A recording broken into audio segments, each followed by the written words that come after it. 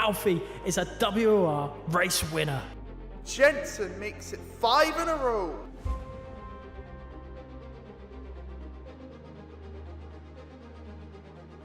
Danny Berejnay wins on debut. Shanaka returns to winning ways in WOR.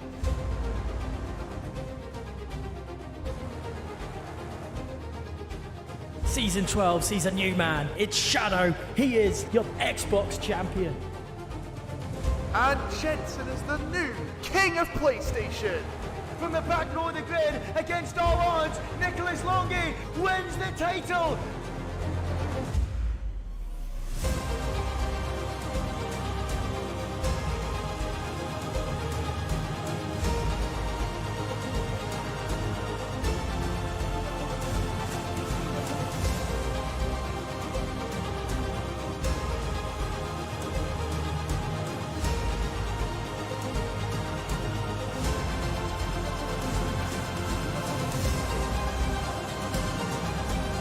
Goes past the safety car.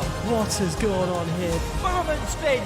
Stunning move from the Spaniard. He's taken out Rambo. Here comes Longy.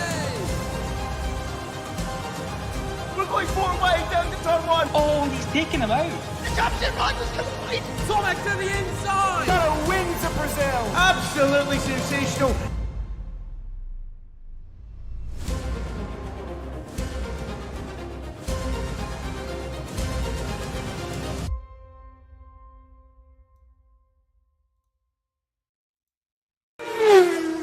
Good evening, everybody. Welcome to World Online Racing, round number 9 here on the PC tier, and a track which is becoming ever more familiar for a lot of these drivers, especially those that are taking part in esports. Welcome to Zandvoort.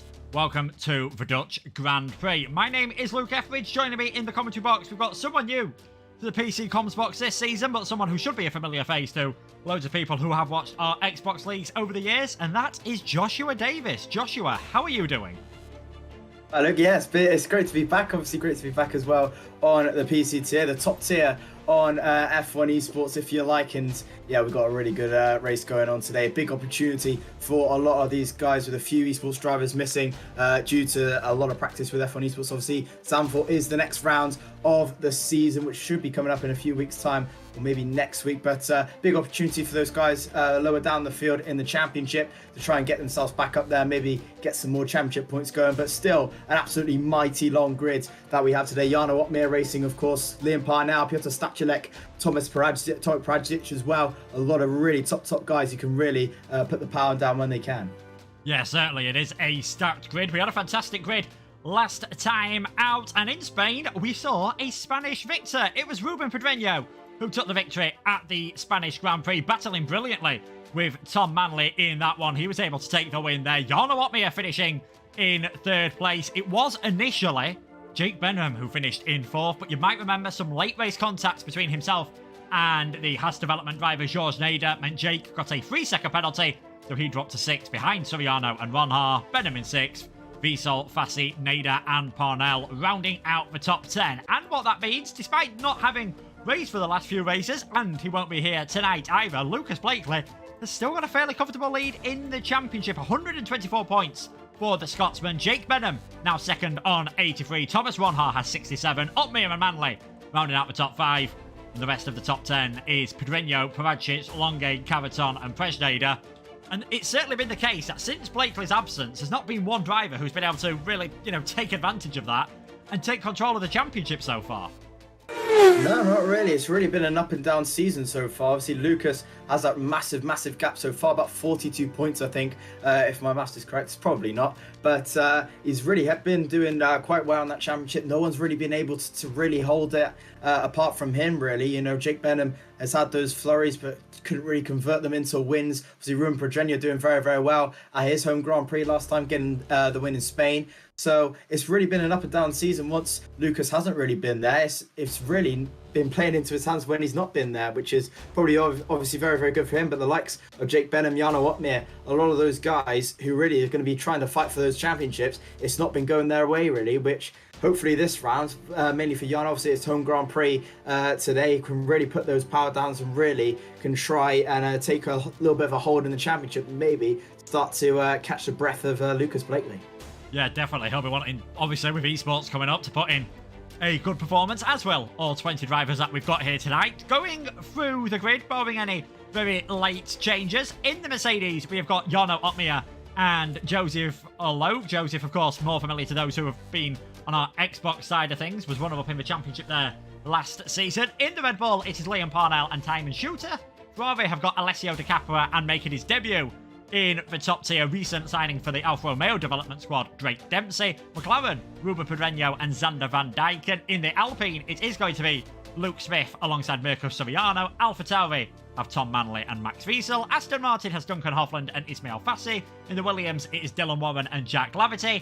Alfa Romeo have Tomac Prajcic and Carter Londe. And in the Haas, it is Thomas Ronhaar and Pieter Stachelek. And Ronhaar, he's been doing a few last to firsts at the moment. I just get the feeling at his home track, at an esports track, this might be one that he puts a bit more attention into in qualifying.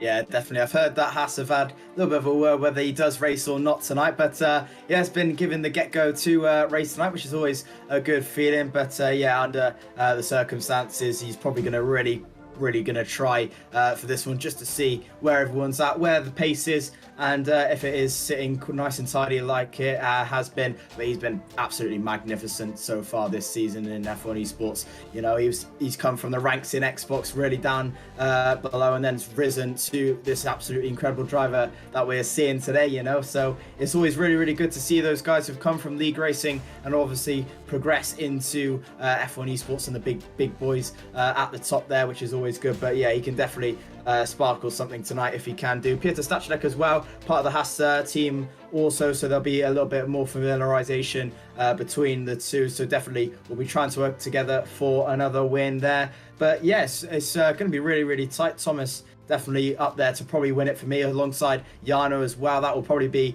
very tight as well. So it's going to be interesting nonetheless, really. I think we're just going to have to wait until qualifying to see what happens. Yeah, definitely. Let us know in the chat who you guys think is going to take the victory. Can Jarno claim his first of the season at his home circuit? Can Thomas Ronhaar, with the fact that both drivers ahead of him in the championship are absent tonight, can he take advantage? Can Tom Manley, a man who's had 2 pole positions and 2 second places from them pole positions, finally get his first win of the season? Won't be too long before we are getting underway with the qualifying session. And looking at the calendar, this could be one of the most important qualifying sessions of the season. Zandvoort, definitely not an easy track to overtake on. Does have 2 DRS zones. The one into the sort of infield section at 11 and 12, you don't see many overtakes. Could all be about this qualifying session or getting moves done into turn number 1 in the race.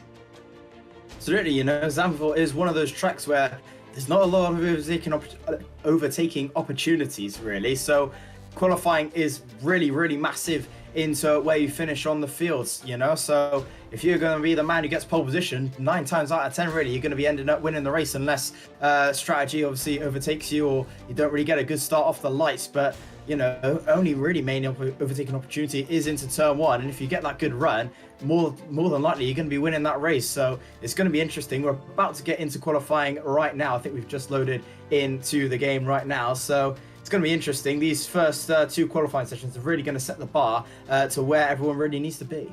Yeah, they are, of course. It's going to be our typical full qualifying here, with drivers tending not to take it too seriously for the first moments of qualifying. Everyone is usually quite happy just to stay in the pits, as you would expect, or head out there on a set of the intermediate tyres. So shouldn't be too long before we get underway. And then, of course, it is going to be a 36-lap race, 50% race distance for the drivers to cope with. And as you can see, not many rushing to get out there on track, but it is going to be an Alfa Romeo who heads out there first. This is actually pretty common this season. We see the Alfa Romeos heading out on track fairly early. Normally, it's Paradzit, but on this occasion, it is Cartalondi on the set of the intermediate tyres. And even though the track was like this at Singapore earlier, and they still needed the intermediate tyres, here they don't. They're just doing it to make sure that their setup's right, to make sure that they haven't got any issues, and they're not wasting a dry set of tyres, of course.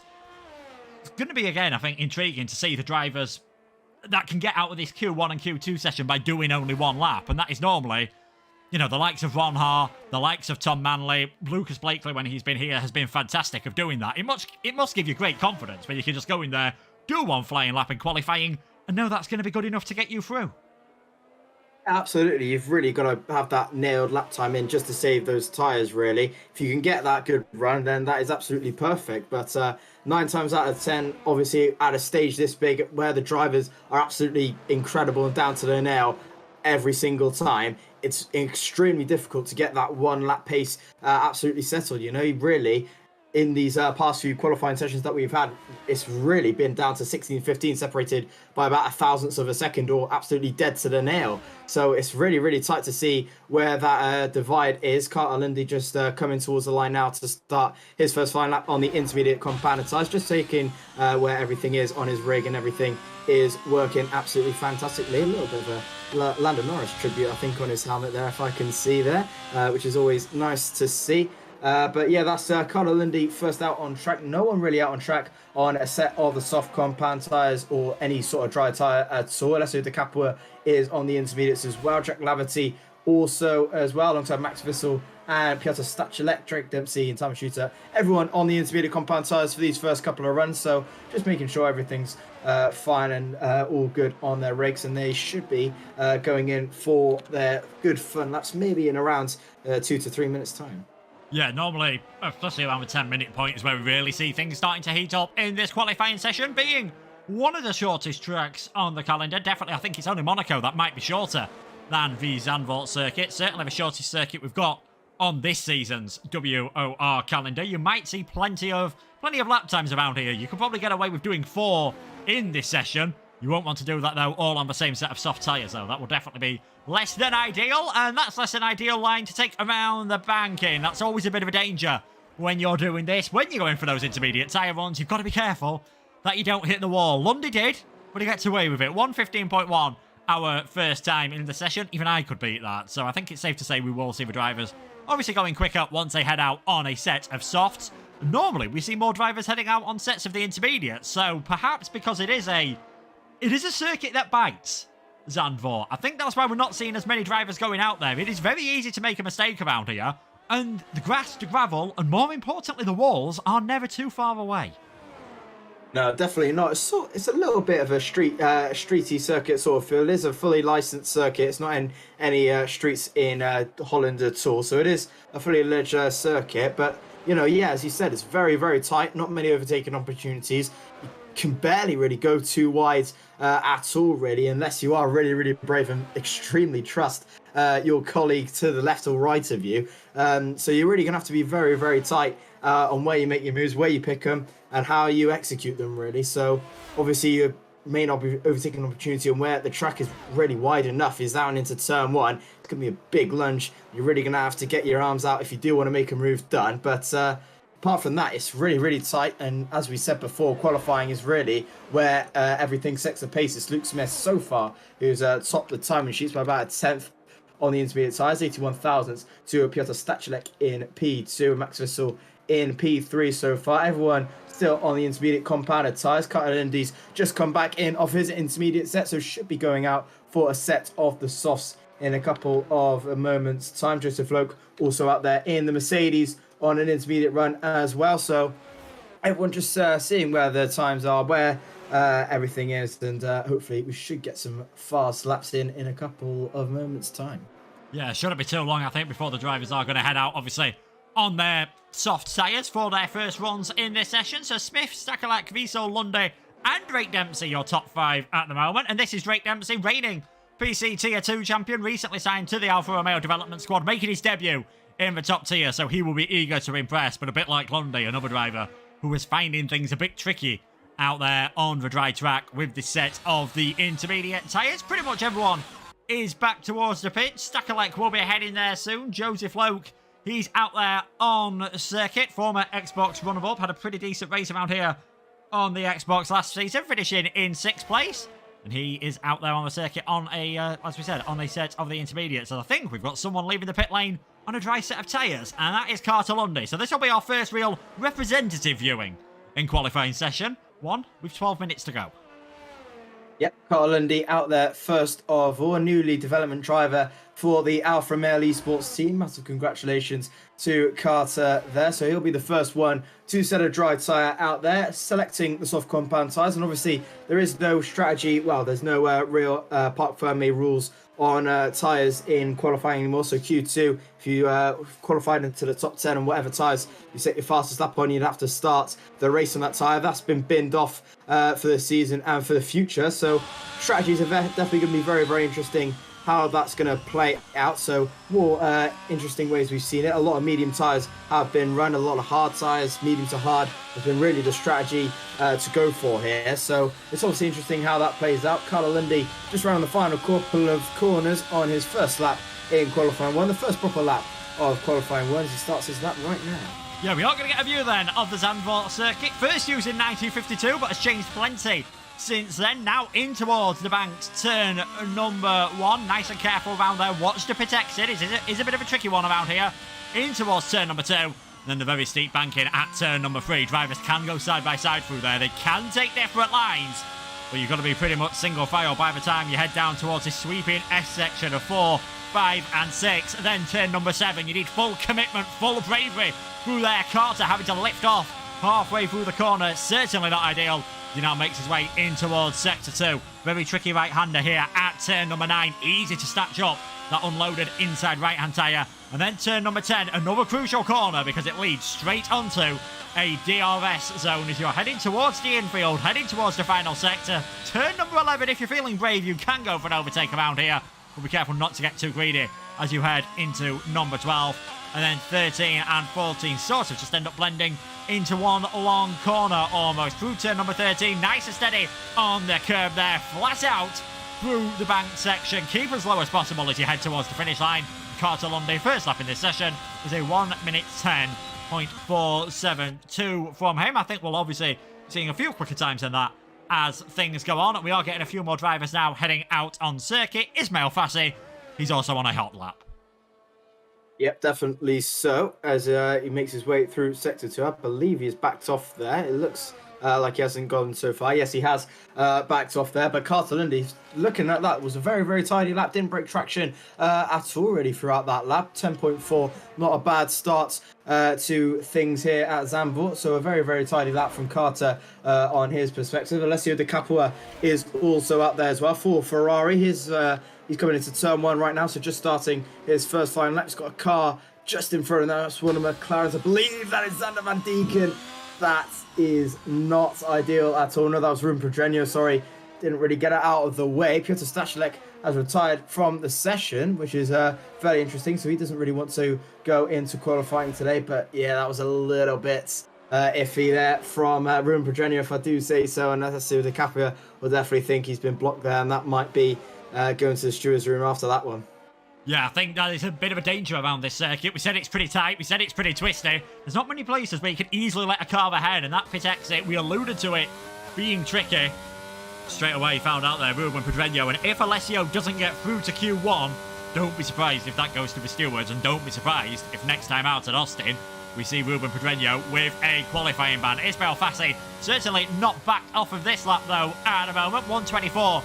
His only time. A reminder, the bottom 5 drivers will be going out, which I think, barring any calamities, we could say he's now going to be Piotr Stachylek and 4 others. And so far this season, it has been the likes of Di Capua, occasionally Liam Parnell, although he did have a better qualifying last time around. There's some of the drivers that we have seen a bit further down the order. Much nicer lap so far from the Aston Martin driver, from Ismail Fassi. Scored some pretty decent points last time out. His first points in the top tier of WOR at his home race with an 8th position last time. The reserve driver, we'll see what Fassi can do here as he heads towards the finish line, gets a bit of a distant tow from the car in front of him and goes fastest of everyone with a 1 minute 10.322. If you back off your lap early enough, you can certainly get 2 decent soft laps out of the set of tyres, and more importantly, out of that battery pack as well.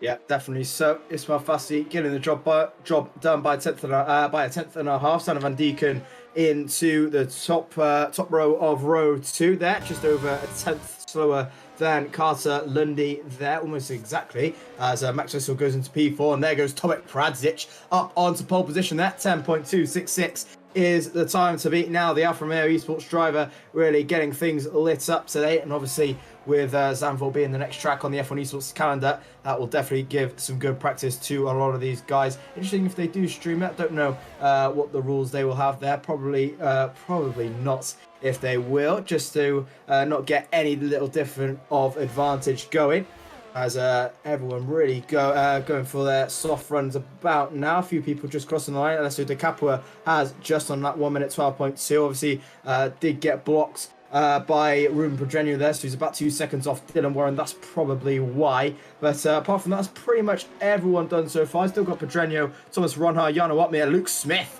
as well, getting the job done 6 thousandths quicker than Tomek Pradzic there. Jana Watmir is also out there in sector 2 alongside Liam Parnell. Parnell's about to cross the line right about now as he does so and slots himself into P8 there, 1 minute 10.526. Thomas Ronhar is in the pit lane, so we'll move over to Jana Watmir, the Flying Dutchman, if you like. DRS is opened within a second on that Mercedes car as he makes his way in towards sector 3 now. 49.193 is his sector 2 split as he makes his way all the way through sector 3, carrying the speed into that double right-hander and along towards the final corner. The race winner, I believe, last season in F1 Esports in 2020, I believe, if my mind is correct, as he crosses the line right about now and goes into P12 with a 10.667. And I definitely think that Jarno is probably going to have to go again with that one. Yeah, certainly.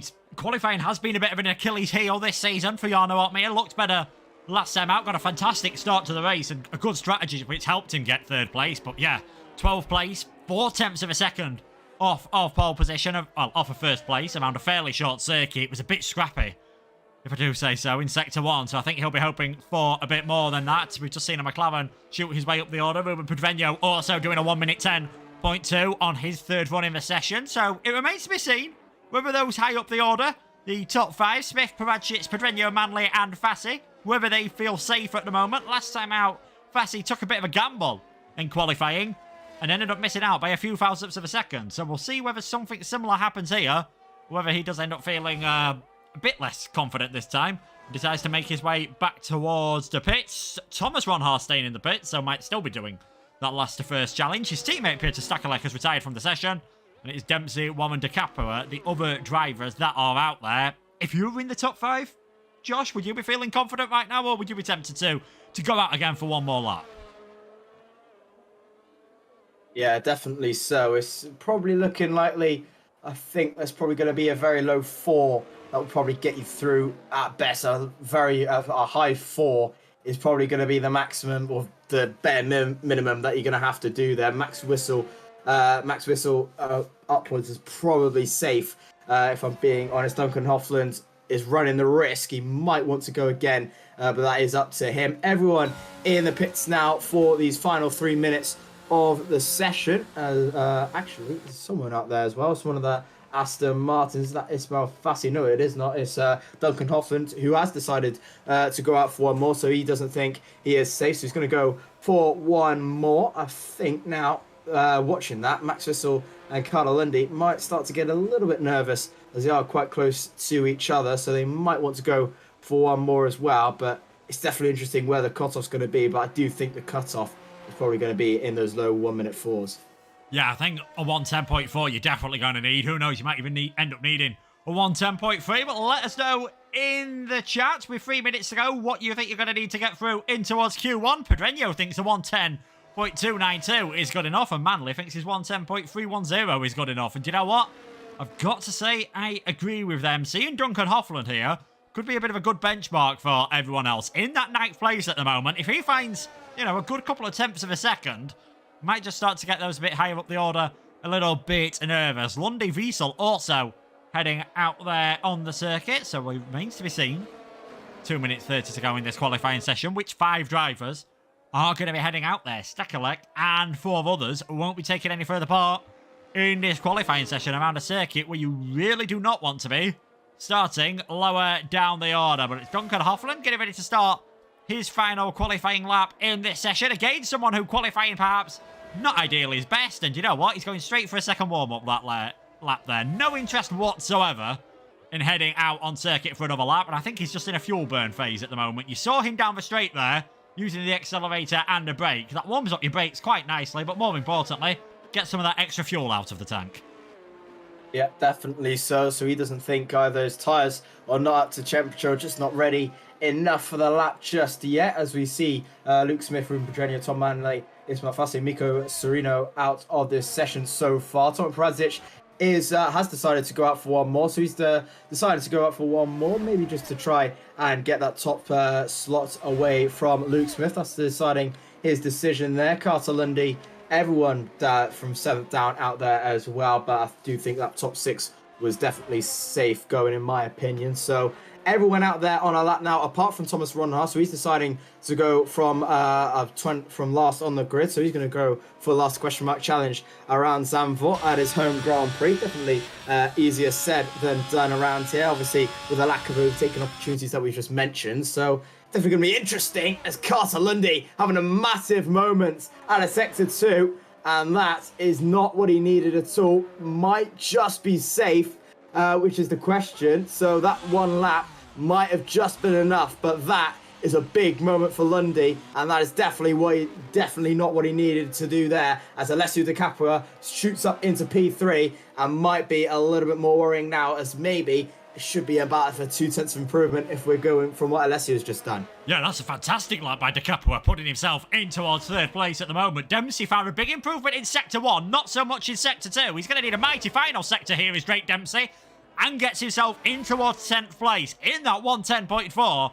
But it would not surprise me to see him dropping a bit further down the order as things go on. Jarno Opmeer is currently in the drop zone then on a 110.667 at the moment, but he's finding big time on this lap. Is a quarter of a second up, so as long as he keeps it clean through the final corner, should get himself roughly where Suriano and Lundy are. He's going to be one of the first drivers to see the checkered flag.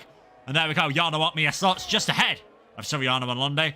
Jarno in towards 9th place for now. Who we've got coming towards the finish line? Jack Laverty. Doesn't look like this is going to be enough for the Thai driver. 110.568, missing out by 1,000th of a second on getting through into the next part of qualifying. Duncan Hoffland, this I think is just to consolidate his safety in this session at the moment for the Dutch driver. He heads towards the finish line. What's it going to be? Hoffland, he also gets himself up towards 9th place. Dylan Warren crosses the line and puts himself in towards 12th. Time and Shooter, he's now the man on the bubble, and he is not improving on this lap. So it is all about Joseph Loke and Xander Van Dijken, and both of them are up on their times. Absolutely. So Time and Shooter has decided to retire, so he hasn't improved at all in his improvement lap, and he is in big trouble because Joseph Loke is round on the final corner right now. A big moment, and that might have just costed him a place into Q2. Time and Shooter's out anyway. I believe that was Xander Van Dijken who just crossed the line there and did go through. 15th is what he could manage. It is enough. And it is Joseph Loke out of that one with Time and Shooter, Jack Laverty, Piotr Stachulek, and Thomas Ronha there. But Xander Van Dijken getting it where he needed to be, and the cutoff was actually quite low, quite higher than we would have expected. A 10.5 would have been enough. A very low 10.5 would have been enough to go to Q2. Yeah, so Lundy, even with, not being able to improve on his lap, still ended up safe in 13th. Joseph Loke looked as though he was going to improve. I think it would have been close between himself and Xander Van Dijken there. Very close to that 110.4 cutoff. So a 110.5. Give yourself a big pat on the back. Anyone who predicted that one. But in the end, not really that it matters too much. But it's also nice to have the bragging rights. It was Luke Smith who was fastest in that section from Paracic and Di Capua. You can see the top 7 drivers separated by 66 thousandths of a second. More importantly, though, further down the order, it is Time and Shooter, Joseph Loke, Jack Laverty, Piotr Stachulek, and Thomas Ronha that will be taking no further part in that session. Stachulek and Ronha, the 2 drivers there for Haas, seeing what they can do from the back of the grid. And again, Josh, an incredibly close qualifying session. Top 15 drivers separated by less than a quarter of a second. So in the top 18, pretty much everyone altogether who did those dry tyres, 0.3 of a second from 18th to 1st. That is how close league racing is, ladies and gentlemen. It's just absolutely incredible how close these guys are on pace, and it's just really good to watch every single week. Q2 is about to get underway right now, and this is definitely going to be interesting where this all plays out, and this probably going to be where these guys are really going to be pushing the limits a little bit more. Q1, just to go for a little bit of safety, Q2 is where the big stuff happens. It's Sander Van Deeken, Dylan Warren, Max Vissel, Ruben Pedreño, Jarno Opmeer, Tom Manley, Duncan Hofland, Todd Fredzic, Alessio De Capua, Miko Serrano, Elisabeth Fassi, Liam Parnell, Drake Dempsey, Luke Smith, and Carter Lundy. That is your 15 going into Q2. And this is where it all happens to see who goes through into the shootout.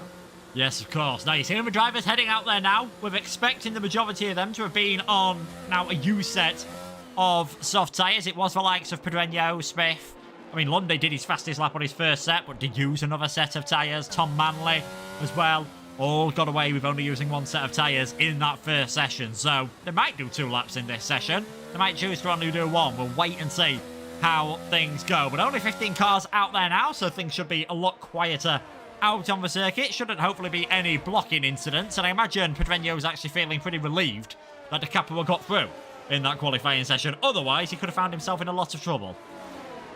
Yeah, definitely so. Tomek Fredzic will be the first one to get things going in this session.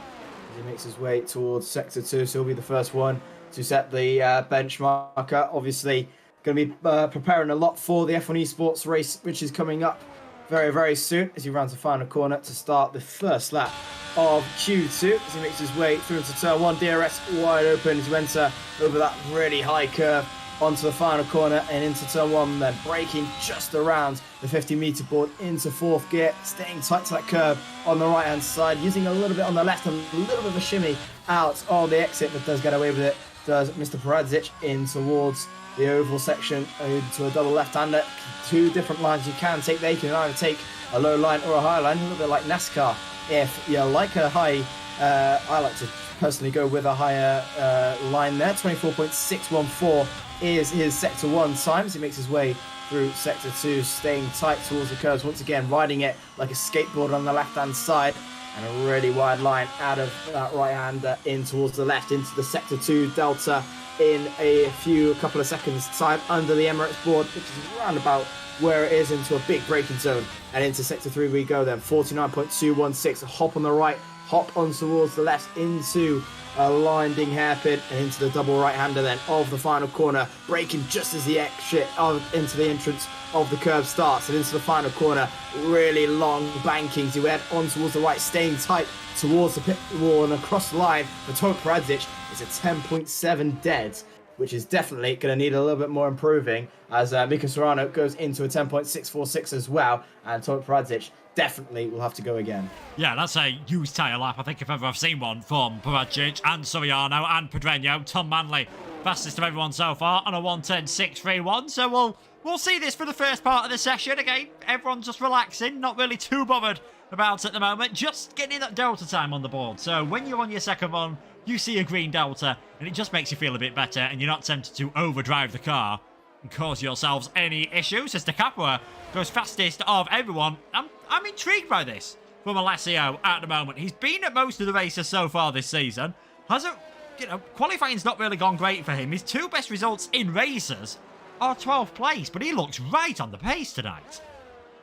Yeah, definitely so. Alessio De Capua looking pretty decent out there in the top spot. Tom Manley looking good as well in P2, and the 2 Alpines setting the exact same time. Mika Serrano on a 10.646, Luke Smith on a 10.646. The Alpines look very, very tasty as well, but Alessio De Capua going a low 10.6 on a used set of soft compound tyres, which is probably what we do think, which is why they're about 2-3 tenths off the pace so far. Is pretty decent. Obviously, the ex-F1 Esports driver for the Williams team into Ferrari goes with his country there. But yeah, Alessio De Capua looking extremely good out there. So definitely interesting to see if he gets into Q3 and definitely be challenging maybe for the pole position there. He's been around about there in this main part of the session. So let's see what we can do in these next couple of parts. Yeah, that Ferrari, of course, with its yellow livery that they will actually be using in the next esports event as well. Will the Ferrari team, while they've got it on the game, and we'll be seeing a different livery coming soon to the McLaren. Their little pinky livery that they've got for the Asian round of the Formula 1 races will be coming to the F1 game, I believe, in the next couple of weeks. So we'll be interested to see that one. Hopefully, stay in the game quite a bit, and hopefully we do get to choose between the liveries once they come onto the player cars as well. It's very quiet out on circuit. 10 minutes remaining. Only the two Aston Martins of Duncan Hoffland and Ismail Fassi out on track at the moment. They haven't set a time. Neither has Dylan Warren, and they're joined in the bottom 5 by Xander Van Dyken and Carter Lundy. But once again, every lap done so far in this session was on a used set of the soft tyres, so not really anything too representative at the moment. And I mean, Josh, you've done quite a bit more driving than me. Is it just so when you go out on your next run, you see a green Delta and it just gives you that confidence? Yeah, it definitely does. I definitely find a little bit more happiness when I do see those green times flying in. Definitely when you're about 9/10 up if you have made a mistake or, you know, you haven't really been pushing to your absolute limit. That's the same with what Duncan Hoffland's doing right now. Obviously not using any of the DRS on his first run, and I think that's what everyone is going to be doing. Same with Dylan Warren. He's decided to stay in the pit lane, so maybe not going to decide to go for an old set run. But yeah, those green deltas definitely give you a massive confident boost to see where you are. Maybe think where your position might be a little bit better than where you are, because if you're improving by maybe about a tenth of a second, you feel like that might be good enough for pole position. You might think you end up in about P10. I believe Jarno Opmeer had that little bit of sensation at Mexico in a league race one time. He was up by quite a bit and thought it would have been pole position. It turned out to be about P3, so a little bit of disappointment there. But yeah, you definitely feel that little bit of a sensation, a little bit more happiness when you do find those green times definitely starting to flick up on your Delta board. Yeah, well, always nice, obviously, to get those positive lap times. In Carter Lundy had a bad end towards the last session, so I think this could be our first real push lap we see of Q2 from the Canadian, making his way around the first part of the circuit. 1:11.3, his only lap in this session so far. Did complain of a few issues, said the game wasn't working properly towards the end of Q1, so hopefully he's got everything sorted now, and hopefully not going to have any problems with traffic as Jarno Opmeer gets well out of the way at the moment, and straight away Lundy 3/10 up as he makes his way through turns number 7 and 8, heading his way towards turn number 9. Very easy at this point of the circuit to just lock up the tyres, and as we've already said, there's plenty of grass, there's plenty of gravel. It's a very old school circuit. Is Zandvoort always punishes you if you make a mistake, so really shouldn't see too many track limit penalties. There's not many parts of the circuit where you can get away with running off and manage to stay on the tarmac. He's got a bit of a traffic ahead of him from one of the McLarens, but that shouldn't provide too much of a distraction at the moment from Carter Lundy. He makes his way around the final corner. Paragit, who are 1:10.002. That is laying a marker down for everyone else, and Lundy gets himself in towards second place in league racing terms. That's a huge gap between Paragit and Lundy. Absolutely so. About over 2.5 tenths of a second, 287 tenths of a second separating the two Alfa Romeos. What a lap that is from Tomek Paragit, a 10.002. And I'll tell you what, we are really knocking on the doors of the 1:09s, and I definitely think Paragit does not have to go again. De Capua with a 10.171 with the Aston Martins. That's Duncan Hoffland, a 1:89. It's so close between De Capua and Hoffland, but even then, about almost a tenth and 3/4 off is Paragit. That's a mountain to climb for De Capua. If he decides to go again, he's definitely going to be safe with that one. Luke Smith again, 10.114. Pedreño, a 10.141 this time. They're all flying in with the low 10s here, and it's really great to see how close these times are. But Paragit out with a storm already, not messing about today, and he's out there with a 10.002, and he will not have to go again. He's fairly certain he will not have to go again with that one. Yeah, Jarno Opmeer is about a quarter of a second up on his personal best at the moment. He's going to need to find some more than that. I can't see this being any faster than a 1:10.2, and I think he might need a mighty final sector to even get in towards that. And there we go, 1:10.242 from the Flying Dutchman puts him in towards 8th place. He will not be feeling safe on that whatsoever. Everyone has now had a flying lap of some sort. Dylan Warren, you've definitely got to think there's a lot more time to come from him with a 1:11.0, but it's Peracic on top, nearly the first man to get into the 1:09s. And I think after last week when me and Dan were making predictions about can anyone do 1:13s, I believe it was, at Spain, we said it was never going to happen, and I think 3 or 4 drivers managed to do it in the end, so I'm definitely wise to that one. Peracic's fastest at the moment, Smith second, Paveno, Di Capua, Hoffland and Suriano all in the 1:10.193s. But if you look at Mirko, that's a fantastic time from the Alpine. He's only just over a tenth of a second ahead of Drake Dempsey, so I'm not sure how comfortable he's going to be feeling sitting in that 6th place. Yeah, definitely so. Sereno is definitely around that cutoff, I think. I reckon, as we said before, high 1 will probably be safe. So Suriano, is really stuck behind that bench. It might be interesting for us to go again. Same with Duncan Hoffman. They're very, very tight together, but I do think that top 4 is probably safe. Everyone down, about maybe Hoffman down, is definitely going to have to go again. Jarno Opmeer as well definitely is not going to be sitting happy in that P8. He's going to have to go for one more, definitely, alongside Tom Manley, as we said, as well, Carl Lundy and Max Wissel. But the likes of Peracic, Luke Smith as well, Pedreño will probably have to stay out. De Capua on a high 1.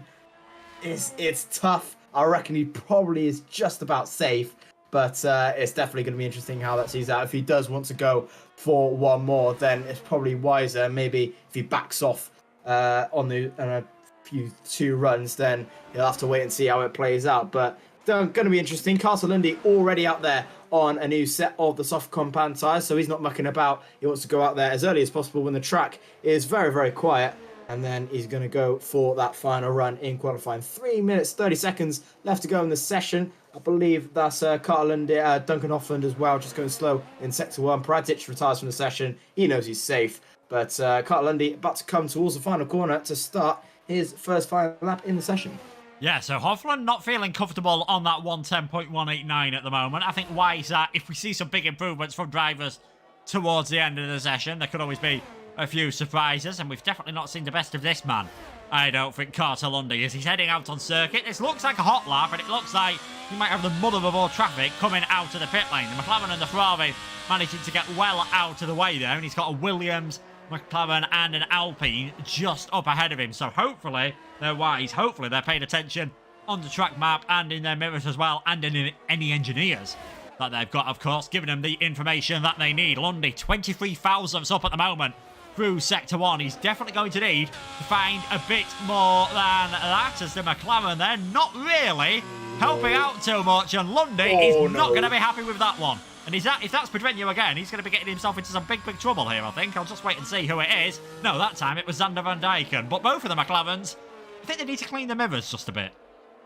Yeah, McLaren are not really making friends here today, and Carter Lundy will be absolutely screaming at Zander Van Dijken there why he was blocked there. I don't think they really have been looking at their mirrors too often there. Carter Lundy probably does have the tyres to go again, but he's now stuck in that traffic with Van Dijken in front of him, and one of the Williams, I believe that is Dylan Warren in front. Yes, it is. He got blocked off there, but he decided to go for that extra lap just of calling up. No, he was on an outlap, actually. Didn't really say on my hub, which is obviously fantastic there. But Carl Lundy will be going for that final run there, as Ruben Pedreño, I believe, is just about to finish his run in qualifying. No, he's not. He was on an outlap as well. Tom Manley just behind him, starting his final run as well, alongside one of the Red Bulls. So everyone now finishing their runs in this session. Also, one of the Mercedes, that is Jarno Opmeer, running the final corner. He's out on an outlap as well. So final runs in qualifying 2, about to get underway. And this is going to be really interesting to see who goes through into the shootout and who gets knocked out. Yeah, and it looks like, barring a miracle in the final few corners, Ismail Fassi's in a bit of trouble here. He's not finding the improvements that he needs. Needs 900ths of a second at the moment to knock Max Wiesel provisionally out of Q3. So here we go, Ismail Fassi. Can he get himself in towards the top 10? Towards the line goes the Aston Martin and finds 1.5 tenths, in the final sector. Ismail Fassi puts himself up in towards 3rd place. His teammate Duncan Hoffland.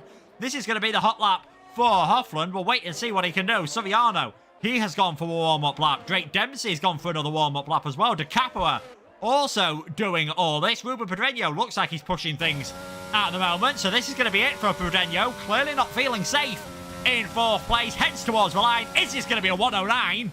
Indeed it is. The first man to go sub 70 seconds. Ruben Pedreño, 109.925. As Xander Van Dijken retires in the pit lane. So we know one driver who won't be making it through towards the top 10. Answers on a postcard, people, as to who's going to be the 4 joining him. One will be Carter Lundy, who's back in the pits. I imagine if those two could have words in the pit lane, they would be doing now. Yeah, definitely so. Jarno Wotmer's just put himself up into P3. That should be enough for the Dutchman to get through into Q2. Luke Smith joins the 109 Brigade with Ruben Pedreño. 109.965 is his time. Duncan Hofland is now in his time, but only 8 thousandths up in Sector 2. He's going to have to find something big into Sector 3. He's currently sitting 9th. He's currently safe, but will he be safe after everything else? He goes into P5, 800ths of a second improvement.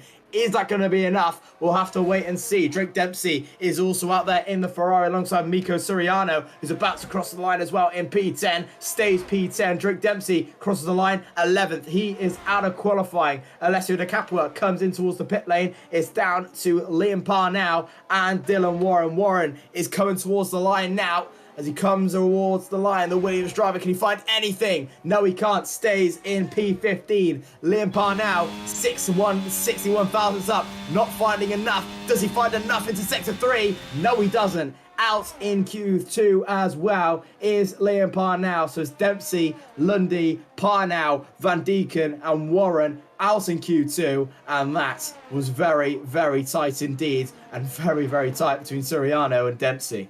Yeah, I think in the end there, everyone who was in the top 10 originally stayed in the top 10. That time for Mirko Soriano ended up to be good enough. So not the masses of improvements that we were expecting. Lower down the order, Liam Parnell unable to follow on from last week where he did a fantastic job getting through to the top 10. He is in 13th place. Dempsey, 11th on his debut.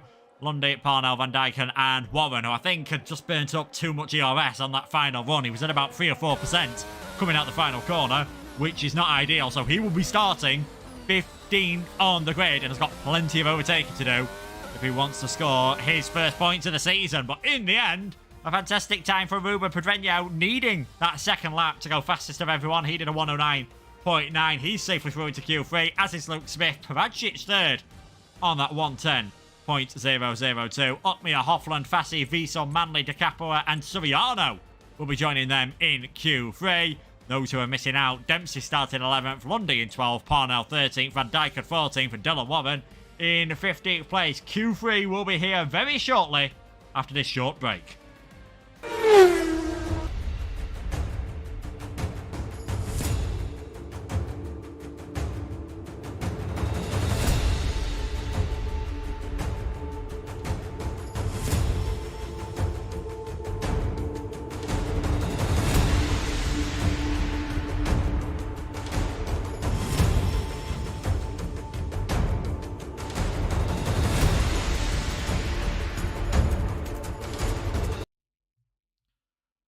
Heading our way in towards the final qualifying session. You can see they're very quiet out on circuit, as you would expect. And I think drivers that'll be... one driver that'll certainly be feeling good is Tomek Pavacic. He's had the confidence so far. The only driver that's been able to do 1 lap in Q1 and 1 lap in Q2. He's going to be feeling good. Yeah, definitely so. Tomek Pavacic definitely is a man on the mission here. So he's definitely... you can probably tell that he's been practicing a lot alongside a lot with F1 esports drivers who've been definitely practicing a bunch throughout these past few weeks to make sure everything is up to scratch. Obviously for WOR as well, but mainly for the F1 esports series as well. But yeah, Pavacic looking absolutely on it so far, as you said. The only man to only do 1 lap in every qualifying session. Probably not going to do 1 lap in Q3 though, but we never know. We might do a Sebastian Vettel special from 2011 or 12, was it, in Singapore? But we'll have to wait and see what he does. Tomek Pavacic will be the first one to set a lap in his qualifying session, followed by one of the Aston Martins. Is that Ismail Fassi? Yes, it is, just behind him, alongside Max Vissel as well. So both AlphaTauris, both Aston Martins both Alpines through in this session alongside the Mercedes of Jana Watmir, the McLaren of Ruben Pedreño, and the Ferrari of Alessio De Capua. But Tom Pradic about to start his lap right now. Yeah, Pradic, he's going to be the first man to set a time in this session. Be interesting whether he is going to go straight on a fresh set of tyres. We'll get a bit of an idea by the time he's making his way around the end of Sector 1. Maybe a bit wider at turn number 1 than you would ideally like, but he'll have another chance in this session if he does want to go for it for one more time, making his way through 2 and 3. Very steadily now, climbing up the hill, being smooth on the throttle on the exit. Very easy on the end of that banking, just to fling the car around and just to leave yourself spinning. And this does look like a very good banker from Pradic so far, making his way through that 7, 8 and 9. These right-handers coming thick and fast really do put a lot of pressure on that front left tyre. Really limited on the tyre wear on that one. Don't be surprised to see some of the drivers having to manage it a bit in the race in terms of overheating and making sure they aren't cooking that front left as things go on. 48.7 through the middle sector suggests to me that Pradic might be able to find a bit more time on this lap on a second run. The Alfa Romeo, the esports driver, the winner, of course, of Challengers in 2021. Much different cars on that game to this one, but Pradic's proving he's mastered both of them. He heads towards the finish line, and it is going to be, I mean, yeah, for a banker lap, a 109.956, not bad at all. Yeah, Pradic not here to mess around. 109.9 and already about 6/10 quicker than Max Vissel, who's just slotted in to P2. Tom Manley is about to cross the line now. He's on an out lap though, so he'll be the next one to set a flying lap. Who is next to cross the line? I think it is Luke Smith, so he's been on it as well. And alongside Tom Pradic, what can he do to try something? He's going to pull it into the pit lane, so he's not going to find anything this time around. That might have been a used tyre lap that he has been on. Alessio De Capua, also a man who's been really raving so far. A little bit of a scruffy final corner on towards the curb, really fighting the steering wheel there, but he's crossed the line right now, and into P2 he goes with a 1 minute 10.566. No one can touch Tomic Pradic right now. He's really been on it so far. Duncan Hoffland is the next one to cross the line. Can he try and be in touching distance of Pradic? He was on a cool down lap, and Tom Pradic coming back into the pits now. But on those first 4 runs that were made, Tomic Pradic is something else so far. Yeah, this isn't looking like too bad of a lap from Tom Manley. I don't think it's going to challenge Pradic at the moment, but should put himself in between Pradic and De Capua. And De Capua, that was looking like a pretty good lap on the older tyres. Just too fast, too much speed in towards turn number 13. And did very well to hold on to the car in the end. Manley comes across the line, goes in towards second place on a 110.081. Both of those, of course, have done less laps in Q1 and Q2. That is why they've been able to afford to go out on fresh sets of tyres at the start of Q3. They've still got another fresh set to come. And of course, they've still got a bit more track evolution to come. Are we going to see anyone get into the 1 minute 9.8? What is your prediction, everyone in chat, for the pole position in this qualifying session? What time is it going to be? And who do you think will get pole position? Pedreño will be hoping it is him, managing to win from second place last week. We'll see how he does on the rest of this lap. Yeah, definitely. So Hoffland is about to cross the line as well. Can he try and put anything together? He puts it into P4, about 0.03 of a second quicker than Max Vissel there, but it's definitely getting closer and closer together. And yeah, just we said, Tom Manley, 1/10 quicker than Pradic. Still quite a mountain to climb for the British man, but we'll have to wait and see how it plays out. Pradic is out once again, so he's going to try and do 3 laps in this session. Pedreño also been a man who's been on it and puts it into the 1 minute 8 and has rivaled Pradic. It's a 109.876 for Pedreño, the race winner from last time out. Lights the timing screens again and up into pole position so far. It's a pole position lap time for Pedreño, but can he stay there? Hotmir, is about to cross the line. He goes into P4 with a 1 minute 10.329, 0.3 slower, just about 2.5 tenths slower than Tom Manley so far. The 4th all the way down have a mountain to climb so far, but Tom Manley, Tomic Pradic and Ruben Pedreño fairly close together, and this is going to be an exciting final 5 minutes. Yes, it is. We'll be seeing the drivers, of course, heading back into their pits, perhaps doing that one final run in qualifying. Ismail Fassi shoves himself up into the top 3 at the moment. 110.068 from him. We've had a prediction here that Luke Smith might be able to take pole position. We'll see what his time is as he comes through the Sector 2 split point of 48.7. So probably about a tenth off what we saw from Pereño and Paracic earlier on, but he could definitely get himself in towards the top 3 with this helmet. We're not too far away from the beach, and he's clearly going very marine-like with that fish helmet. Is Luke Smith, heads towards the finish line in the Alpine. What's it going to be for Smith? Can he get into the 109.9s? 109.967 for him. 11 thousandths behind Tomek Paracic. Everyone has done their first laps. Pereño, Paracic, Smith, Soriano, Fassi, Manley, Uppbeat, De Capua, Hofland and Wiesel. The order at the moment. Absolutely. So Max Wissel has decided to go for one more. I think he has been pushing in Sector 1. I think De Capua, no, he hasn't done the same. He's coming in to the pits this lap. So really, I think what you're going to be looking for in this lap, there goes Paracic. Does get the job done on Pereño. Was just about to flick over to Paracic. He was on another lap. And that is another statement from him. A 1 minute 9.876. 5 thousandths between himself and Pereño there. Absolutely incredible to see. Max Wissel is about to cross the line. He's decided he's had enough of that. Lap time wasn't going to be enough. Probably would have put him about 8th at best. But it is going to be Tomek Paracic so far on pole position with a final 4 minutes to go. Luke Smith does come in towards the pit lane. He's not improving on his lap time. Everyone in the pits now with Tomek Paracic on a cool-down lap with these final 4 minutes to go. It's definitely, I think, going to be tight between Paracic, Pereño and Smith. Yes, and because he only did 1 lap in Q1, because he only did 1 lap in Q2, fairly sure Paracic has got another fresh set of tyres left in this session. So this is going to be an interesting one to, I think, watch out for here for Tomek Paracic. He's going to make his way back into the pits. 3 minute 30. It's a short track. He has got plenty of time to get out there again, but the Paracic's looking very good at the moment to possibly get his first pole position of the season. Qualifying in the early stages of the season before the break was pretty much being dominated a bit by Lucas Blakely. He's had 2 pole positions. Tom Manley has now had 2 pole positions, and the rest going to Barry Bowman, Jake Benham, Thomas Ronhar, and, as I look down the order, George Nader. So as things stand at the moment, unless Manley finds some big improvement, we could get someone new on pole position, and Manley needs to find just over 2 tenths of a second to get himself up from 6th place. It's getting fairly quiet out on circuit, but we've got a few hometown heroes heading out there. It looks like Hofland and Uppbeat are going to be the first drivers to do their final runs.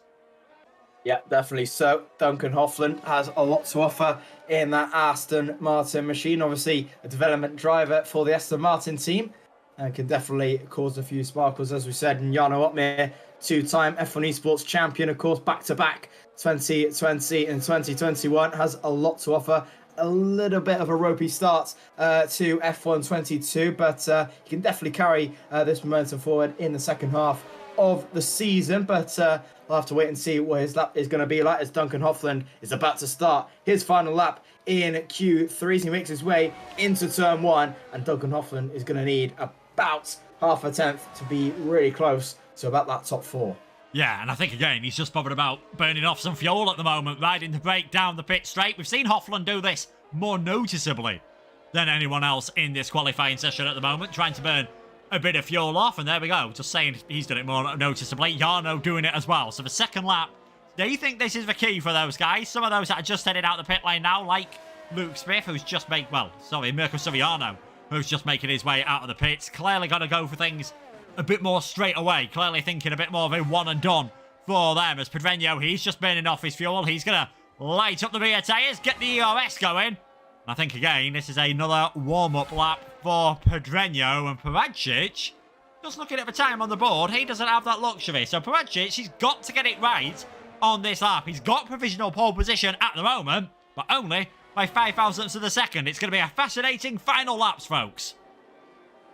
Absolutely so. Just looking at Tom Manley, he was purple in Sector 1. This could be the lap for Tom Manley. We wait and see into Sector 2, a tenth and a half up it's looking a little bit better than it was in these past couple of seconds, but we ride in towards sector 3. What can he find in these final 2 corners? He needs something big if he wants a pole position. He's going to need at least 2 tenths. If he can find it anywhere across the line, comes Manley. He finds it just enough, but into P3 he slots away. What a lap there from Tom Manley. Good enough for P3. Not bad at all. Luke Smith and Mika Soriano, is about to cross the line. I think he's on another lap. Yes, it is. I'm not sure who is on another lap at all. I believe it might be Max Vissel in P10. Yes, it is. The other Aston Martin will be coming towards the line now. What can he do? Up into P6 with that 1 minute 10.047. Ruben Pedreño crosses the line now. He's on an outlap. Tomek Paradzic is about to cross the line as well on provisional pole. But what can the Polish man do here? Tomek Paradzic lighting the time screen so far and lights them again into a 1 minute 9.745. Over to you, Ruben Pedreño. Yeah, over to you, Pedreño. It's not going to be over to you, Luke Smith. He's invalidated on his final one. So 4th is going to be the best he can do and crashes into the wall there. I think in frustration, Duncan Hoffland, as you would expect, his first lap on a fresh set of tyres, he's finding plenty of time. Can Hoffland get up there? Shoots himself up in towards 3rd place. Jarno Opmeer, this is going to be a 109. Where's it going to put Opmeer?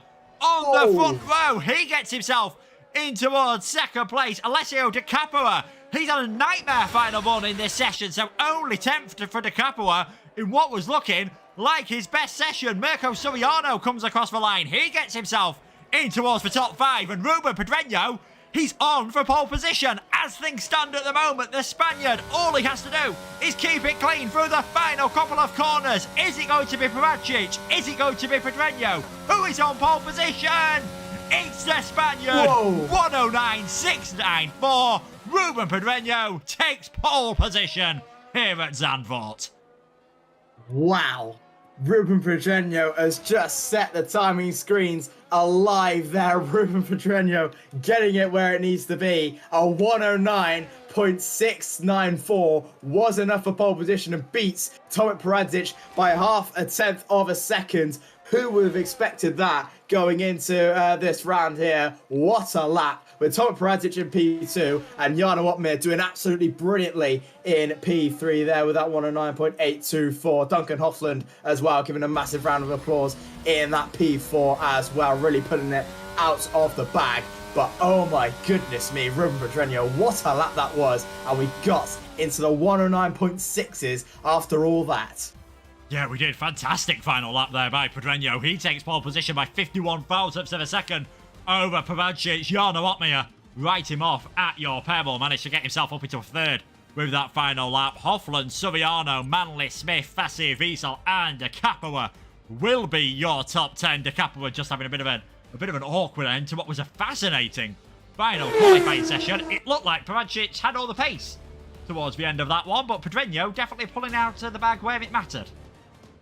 Yeah, absolutely. So he found that little piece of gravel. He found that little piece of asphalt, which got him that little bit more. And that is what separates from good from absolutely fantastic. And Ruben Pedreño can definitely the man who likes the times alive when he can do. And what an absolutely fantastic race we have on offer here today. No full motion lap, of course, in this one. So it's going to go straight into a Grand Prix. But this is going to be absolutely fantastic. 36 laps of pure racing to go, and the skies look a little bit cloudy to start things off, so we might see some rain near the end of this. Yeah, it does look a bit dodgy out there at the moment, so who knows, a wet race could certainly spice things up around the Zandvoort circuit. 4.259 kilometres, 14 turns with 10 to the right and 4 to the left, and those 2 DRS zones, the one down towards turn number 1, is where we expect to see most of the action in the race. And as we head towards the race, you can see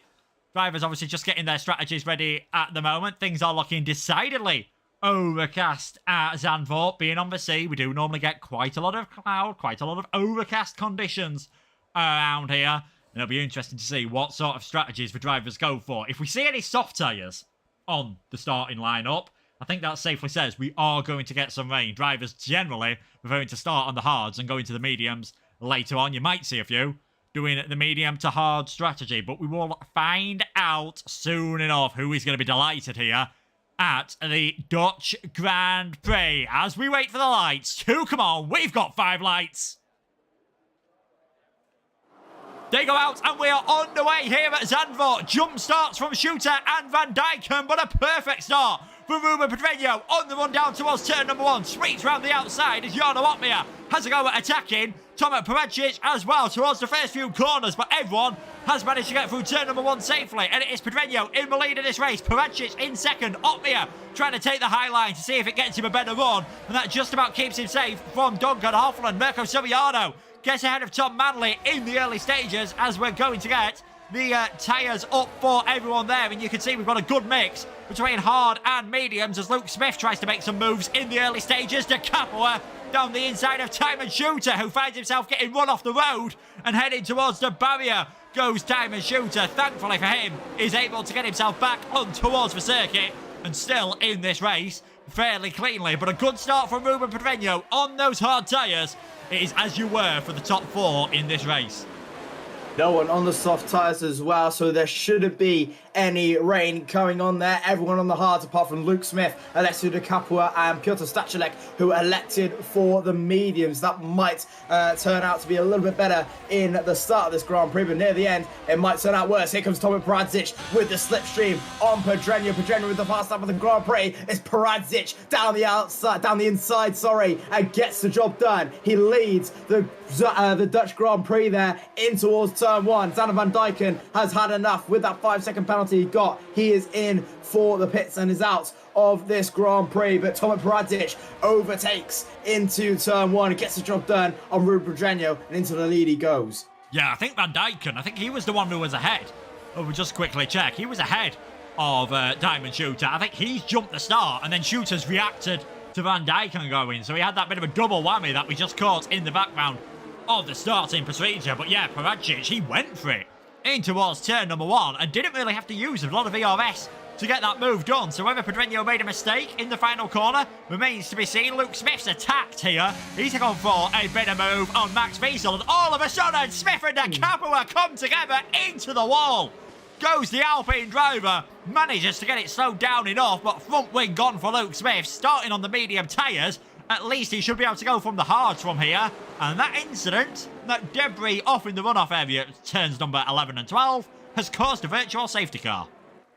Yeah, absolutely. So Dylan Warren has also been caught up in some issues as well. I think it was Timon Shooter who ran into the back of him, into that left-hander. A little bit of a traffic jam happening at Alessio De Capua all the way down from P9. Luke Smith has decided to have enough of that one.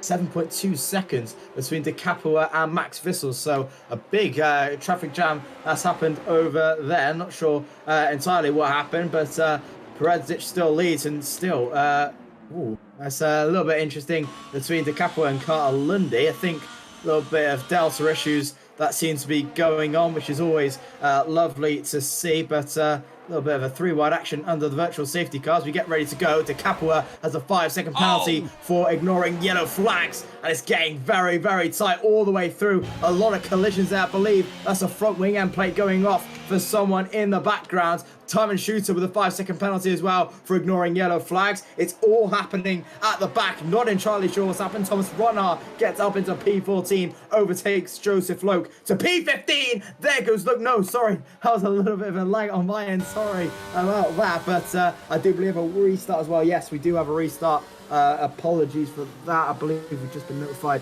in the chat there will be a restart for Delta glitches indecent. Yeah, so, just letting you know, everyone, there has been a bit of a restart. I was going to say, I'm not sure who's had a bigger nightmare here, the in-game stewards or the real-life F1 stewards after the start of the Singapore Grand Prix today, but did look pretty strange what you were seeing De Capua doing, so we are going to have a bit of a restart here. Joseph Loke doesn't know that yet, so he's going to provide us some lovely action around the outside of Dylan Warren, but we are going to have a restart. Unfortunately, folks, due to a few bit of desync, as I think now the message is starting to get through a bit more to some of these drivers. Well, there we go. We are going to have a restart. Did look like there was some weird stuff going on, unfortunately, on the screen. So we're gonna head away from that one. Always a shame to see. And I think, obviously, for personal finding the biggest shame will be Tomek Paradzic. Yeah, definitely. So he had a brilliant start at the end to lap 2, getting the job done on Ruben Pedreño there, but he's going to have to do it again into this next race, but have to wait and see how that all goes, but hopefully he can try and channel that little bit more overtaking into the next race. Yeah, certainly, and I think, the desync issue is what probably affected the Deltas as well. We talked about those drivers who, Pavacic is going to be absolutely gutted that we've got a restart. If your name's Diamond Shooters, Zander Van Dyken or Luke Smith, you're going to be counting your lucky stars. Probably, if you're old enough, time to buy a lottery ticket right now, because, chaos for them at the start of the race, but thankfully, they're able to get in their original grid slots. No harm done. No, definitely not. The top 8 fairly held it on quite well between Max Whistle and above there, so that's always a good positive. Maybe a little bit, I think that was Delta issues that were happening between everyone else down there, but yeah, it's definitely interesting how that played out, but the top 8 really were doing well to stick together there. Jarno Opmeer was looking really menacing on that top 2 as well, between Peradzic and also Pedreño there, so he can definitely cause something as well. Maybe try and get something into turn 1, we never know. If he can get a pretty decent start off those lights, he can definitely try and show his pace into turn 1, but it's definitely going to be interesting how that all plays out, but we'll wait and see how that everything goes in the next couple of seconds. Yeah, so we're having a few questions here in the chat about the start positions. I do believe that it will be a complete fresh restart, as if everything was happening. I think a few drivers are only just starting to get the message that there was going to be a restart here, but I think we are going to have that fresh restart with everyone making their way through. So we'll wait and see. We'll wait and see what was happening. I think a few of the drivers were still racing around and were a bit confused as to what on earth had happened out there, but we are going to have, I believe, completely fresh. So those that have retired will be able to get going again, and we'll be able to start in this session. We're just waiting to see what is going to happen. It's always a bit awkward in this situation, because the drivers, they've just got to wait around. They've just got to reset everything. They've got to remember to put their setups on. But of course now, you can make any tweaks to the setup you want. You can go for something that is a bit more stable in the race. Yeah, absolutely. So you can definitely change everything you're right now. So a lot of these guys, definitely the F1 esports drivers, will definitely have 2 setups going. So if they have a qualifying setup and a race setup, then they're definitely looking pretty tasty for the race win. So definitely going to be interesting how that plays out. Maybe a few people have one setup only, but it's definitely a fresh reminder and a little bit of a freshness going on there. So everything to play for in this next one. We're going to wait and see who has the upper edge in the next one. Hopefully no one forgets their setups as well, which might be a little bit of a catastrophe if it does happen to anyone. Yeah, this circuit's hard enough with a setup on. I don't want to think what it's going to be without a setup. So just confirming, everyone, we will be restarting as soon as possible. Hopefully it won't be too long before we have got the lobby back up and running again, waiting for the drivers to come in. And until I hear anything else, I am believing here, I've not had any confirmation, I am believing that everyone will be allowed back in again, starting from their original grid position. So like we said, good news for the likes of Smith and Van Dyken. So if we get a bit of a chance now, a bit more chance to debrief what we saw in that qualifying session. Fantastic lap times from Pedreño and Peradzic, and Opmeer leaving it quite late to work his way up the order. Yeah, Opmeer leaving it very, very late. Once again, he does like to leave it a little bit more later than usual to make sure he is one of the last men to stop, well, one of the last ones to get a lap in as usual. But yeah, it was a brilliant lap nevertheless. Jarno Opmeer, you can never write off him. Obviously a 2-time F1 esports champion, multiple league racing champion, if you like, as well. So he definitely knows how to race sim racing cars, so he's definitely one that can win this race altogether. He can definitely try and stick with Pedreño and stick with Peradzic as long as possible, but obviously once again you've got the new talent emerging in F1 esports with Peradzic and also Pedreño. Obviously Peradzic, his first season in F1 esports, so that P2 there is definitely looking quite interesting there. He was the top of all the F1 esports drivers there, so definitely good to see how that's going on in there. But obviously you are missing the likes of Lucas Blakely, the likes of Barry Boreham, and the likes of Fabrizio Donoso, etc. So it's definitely interesting how that's going to play out in the real big deal. But it's definitely It's definitely very, very good how they've all really caught together as well, and how close it is as well. But it's definitely going to be interesting with that top three of Opmir, Paradzic, and Pedrinho. There we go, got there in the end. Yeah, it is going to be. I mean, we saw Jarno get very close in that race to making some moves. We'll see this time around whether we'll see anyone else manage to make some fantastic moves. Paradzic getting that move done in towards turn number 1 on lap number 2. Pedrinho not sure whether he didn't choose to defend or whether he didn't actually have a chance to defend. Paradzic was able to fly past him. And we saw a few medium runners make some good moves in the early laps as well. I mean, De Kappa was certainly fighting hard on the mediums. I think the biggest winner before all the chaos was Piotr Stakelek. So, be interesting to see whether he goes for the mediums again or whether he sticks for the hard tyres.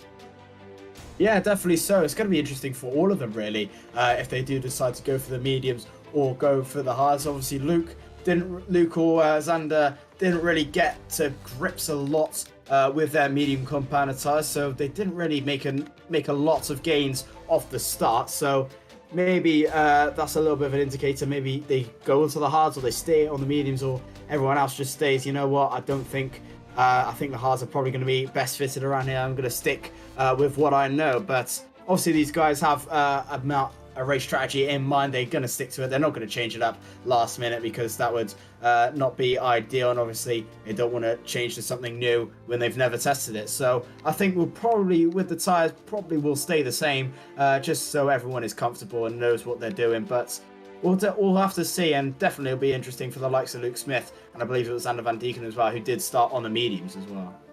Yeah, so, like you said, Xander and Timon getting a jump start as well. So hopefully Timon's learned not to react to Xander. Hopefully Xander keeps it nice and clean for the start as well. We have got all 20 drivers in, I can confirm that. So just waiting for Liam to set up the grid, which will take a few more moments. For those that are wondering, we've stopped the race because there was a bit of desync in the lobby and quite a bit of carnage on the run down towards turn number 1, and a delta glitch, which did really split up the pack, and it would have been massively unfair for Alessio and every car back from them, because by the time the VSC ended, they were about 15 seconds behind. That's nearly a pit stop around here, because Zandvoort does have an incredibly short pit lane. Yeah, it does as well. They were about 10 seconds, I think it was, behind everyone with that delta glitch. So Netherlands has a very, very short pit entry. You're looking about maybe 15 to 17 seconds around here for a pit stop. So the pit stops are very, very short. And if you can get that gap, which in these sort of races never really happens, and usually if you make a pit stop, you're going to fall down to near the back of the grid. So, you're really going to have to put your work very, very hard, and really going to have to push if you can make it. So it's a good reason that it was red flagged, if you like, was stopped. So, it wasn't really fair for the guys. That 8th down was to keep going, because they were going to fall down anyway, and the pit stops would have not worked out in their favour. But we're about to get underway again. We're about ready to go, nevertheless. So should be going in a couple of seconds' time for tick number 2. Yeah, hopefully they go when Liam gives them the get-go. We don't want anyone readying up too early and then we have to reset the grid again. That is certainly not ideal, but I think things have reset, so we shouldn't be too far from getting away. We'll be back with the Dutch Grand Prix after this short break. See you in a moment.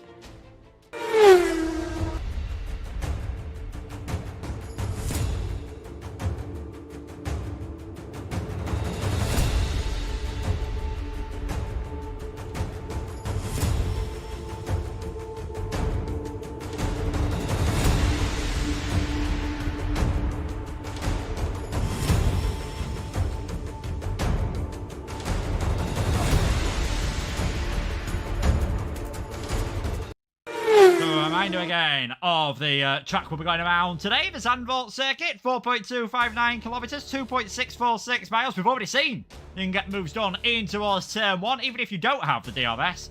We'll wait and see what happens in this 36-lap race. It is going to be dry, so no one has to worry about that. And as we've had it confirmed in the chat, because there was an issue with the safety car, there's going to be no safety car as well, so no relying on that if you have mistakes in the first stages. No, definitely not. So I think we're about to get ready to go. My game has decided to crash, which is always very, very nice. Hopefully it doesn't lag out on me. Should not eventually, but we're about to get ready. Nevertheless, on towards the grid. I don't think anyone, I'm not sure about the tyre situation, but we're about to get ready and underway. And I think, I'm not sure if anyone's left at all, but we'll wait and see. But we're about to get ready nevertheless. Let's go. Yeah, I'm a bit worried because I saw you leave, and I saw the number of drivers pop down towards 19 as well, and I get a funny feeling it might have been Luke Smith who might just be in a bit of trouble here. I feel like Luke Smith might have had some fun, which is definitely not what we wanted to see. So we'll wait and see. We'll wait and see what the decision is. It's looking a lot sunnier though out on the circuit, I can tell you that. So we're gonna make our way back towards the game, back towards things looking nice and sunny at the moment. As we're waiting to see what's happening here, but we're hearing there might be a few more issues. I will give you an update on what is going on as soon as I get one. I think unfortunately I'm in the dark as much as all you guys watching at home. So thank you so much for your patience. Obviously, the restart should have been in about 30 seconds, but I've got a feeling we're going to be seeing something else. I mean, things look okay at the start of the grid. I could definitely see an Alfa Romeo on the right-hand side of the screen of what I imagine is Tomek Prevacic's in second place, but we'll wait and see what happens. I think Drake Dempsey's been bumped up a few more places. The clock is counting down. This could be take 2 of the Dutch Grand Prix. We're going to wait and see if it is the final take of the Dutch Grand Prix as we wait for the lights to come on here. We've got 5 lights. They go out and we are on the way, and we've had someone completely jump the start. We've had the session host leave right again. I think it's time for take number 3. Yep. Take number 3 is correct. I think Thomas also was complaining that he is in P7 on my screen.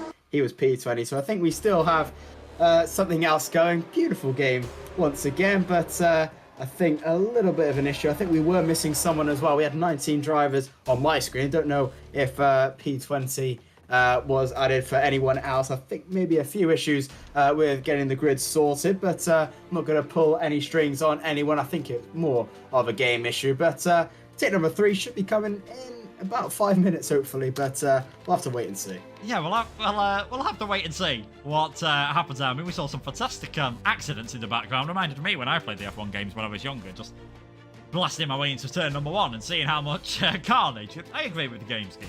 Third time is the charm. The third time, we're definitely going to get things, I think, working properly this time around. And it's always, things can happen when the game restarts. So everyone is advised normally to restart their game to try and avoid any issues.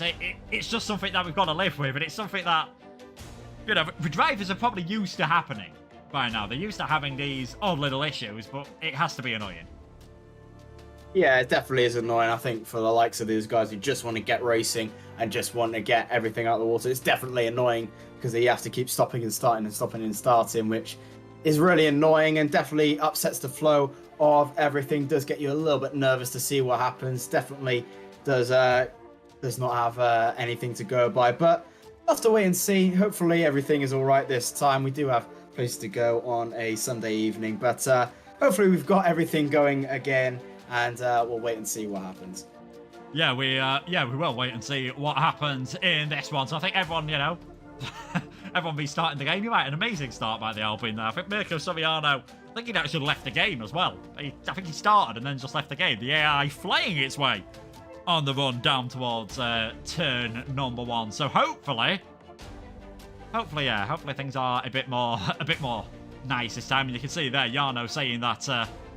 Jarno quite annoyed. Hopefully he'll be able to channel that into some pretty good racing at the moment. A reminder then, I think we'll take this opportunity, seeing it has been a long time since we've seen it. It was about 20 minutes ago, I think, qualifying ended. We're going to go through quickly what the grid is again for the Dutch Grand Prix. So on pole position is Ruben Pedreño. Alongside him will be Tomek Prevacich, Jarno Opmeer and Duncan Hofland, and all Dutch. Second row of the grid, Soriano, Manley, Smith, Fassi, Wiesel and Capua. They round out the top 10. Drake Dempsey on his debut in the top tier. He qualifies in 11th place. Carter Lundy in 12th. Liam Parnell in 13th. Xander Van Dijken starting in 14th after setting an identical time to Parnell in Q2. Dylan Warren is 15th. And rounding up the back of the grid, Diamond Shooter, Joseph Lowe, Jack Glavity, Piotr Stakalek, who only did a lap in qualifying on a set of the intermediate tyres, and Thomas Ronhaar, who didn't do any lap in qualifying whatsoever. So those are the 20 drivers. Let us know in chat who you guys think is going to win, and also how far do you think Thomas Ronhaar is going to get up doing his last to first challenge at the moment. I mean, generally, he seems to get up there in the top 5, but we've already said around Zandvoort it could be a bit more tricky. Yeah, definitely so.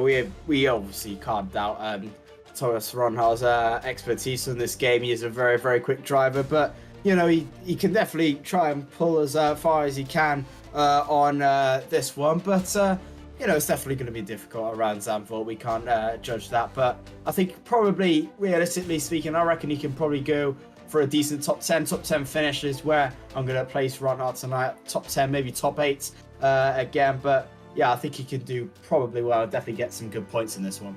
Yeah, I think again it wouldn't surprise me if he does somehow manage to get himself in towards the top 5 once again. Well, I mean, he did start on a set of the hard tyres. Earlier on, whether he goes for the softs this time around. Again, it will be a dry race. We aren't going to have the safety car just because of the issues that it seems to be causing, unfortunately, for these drivers at the moment. So that's one less thing that they've got to worry about. They've not got to worry about any potential safety cars, which means if you have a bad start to the race, just because of how close the field is, it's probably going to be game over. So it might be a fairly safe first couple of laps, which, to be honest, isn't far different from what you normally see. I mean, anyone who's watched league racing, anyone who's watched esports knows the first third of the race is normally just about setting things up. As soon as the first stops happen, all hell breaks loose, basically. Yeah, that's usually how Formula 1 esports races go. You're going to go for as fast... Well, those second parts are literally going to be full how to go. And then the first half of the round is literally just biding your time. Maybe make for a few overtakes if they definitely go for it. But, you know, that's just the way it is. Usually you're going to have to calm down for the first opening maybe 10-ish laps. And then once you go for the pit stops, then you're set free to go for everything you like, and the overtakes. So it's definitely going to be interesting how that all plays out and what the mind games are going to be. But we'll wait and see. You know, I think we've got a randomer in the Ferrari seat, but hopefully he leaves as quickly as possible, blocking. There we go, blocking Alessio Di Capo's space. But we're ready to go almost in about a couple of minutes. Hopefully, when the grid gets up and running, we'll be safe to go. But we'll have a few moments and we will be ready. Yeah, I hope we're ready to go soon, because the drivers have got to the point of just posting random memes in the Discord at the moment. They're starting to get a bit restless. This lot, of course, looking forward to what is going to be a fantastic race. So I think once again, we'll show you, as if you haven't seen enough of it, what the circuit we are racing around tonight, that Zandvoort track. I mean, we mentioned turn number 1 as being the obvious overtaking point. We mentioned turn number 11 as well. We've seen drivers try side-by-side runs on the run down towards turn number 7, but you've got to be very brave, and normally you need quite a large tyre delta to pull that off. Yeah, you definitely need to do so. The softs are probably not going to be where that's going to be as well. We're probably not going to see anyone on there, but maybe near the end, if there is a very, very late safety car, then all hell breaks loose and the soft compound tire starts to go, and then you have 2 laps to decide who wins the race. And usually 9 times out of 10 that ends with a lot of collisions and a lot of Stewart's report at the end of it. But apart from that, it is fairly clean going. Medium to hards is probably the main one. Hard to mediums we saw on the last one. I think it was only medium to hards was Luke Smith and Sander van Deeken, and also Diamond Shooter as well, if I wasn't mistaken. Not quite sure if I can remember. But apart from that, hard to mediums is probably the way to go around here. Long stint on the hards to go for a few, about 12-13 laps on the medium compound tyres, and then we'll see who wins the race from there. But a few moments and then we'll be getting underway for the 3rd time at Holland. Yeah, certainly. I'm looking forward to this one. A reminder, Pedreño on pole, Pravacic 2nd, Otmir in 3rd. Our first start of the race saw Tomac Pravacic try the move in towards turn number 1 on lap 1. Couldn't quite make it work. Definitely made it stick, though, on the second occasion into that corner. A fantastic job from him before we had the restart for safety car issues and delta issues and various desync problems. And then the second restart was because of problems with the grid setting. So hopefully, as was mentioned in the chat earlier on, third time is the charm. And we are going to be able to get ourselves underway. And I think we'll remind ourselves while we are waiting just a bit about what happened last time out and how we're standing in the championship at the moment. So it was Pedreño. He's on pole this time. He managed to get the victory last time out, beating Tom Manley, who started on pole position. Jarno Opmeer got his third pole of the season in third. Soriano, Ronhard, Benham, Wiesel, Fassi, Nader and Parnell were the rest of the drivers to get in the points in that one. And even though he's not here, no matter what happens tonight, Lucas Blakely will be leading the championship. Jake Benham's not here, so the closest driver to him who is here is Thomas Ronhard. And starting in last place, Ronhard is going to have a bit of a big job to catch his way up, to probably even catch his way up to Jake Benham. He'd have to finish in the top 2. And if he gets 20th to second, that means we've had one hell of a race. Yep, definitely so. It's going to be very, very interesting if Ronhard can win here. But if he does, then absolutely fair play to him. He's definitely put some points and a little bit more pressure on Lucas Blakely there. But Lucas Blakely from here, if he does decide to race for Saudi Arabia and beyond, he has a very, very good chance of wrapping the title up fairly early and become the newest champion of WOR. We've had Jake Benham, we've had Nicholas Longate. Right now, Nicholas Longate out of the picture so far. Jake Benham knocking on the door of Lucas Blakely. But we'll wait and see. Thomas Ronhard, obviously a champion in the past on the Xbox platform, knows how to win a championship, knows what to do to win a championship. So we're going to wait and see what he can do. We're about to get underway for the third time this race in about 20 seconds. So the grid is all set up, everything's set up, hopefully no issues. We should be racing for the third time, in Zandvoort. Yeah, certainly. As we've said, third time is the charm. We are readying up now. Everyone, cross everything, if you can, that we are able to get underway nice and steady. We're just trying to make this more realistic. You know, real life Formula 1, they decided to wait 65 minutes after they could have done to get a start to the race today, and we're going for a similar sort of line, and hopefully, a bit like the Singapore Grand Prix, it will be worth the wait.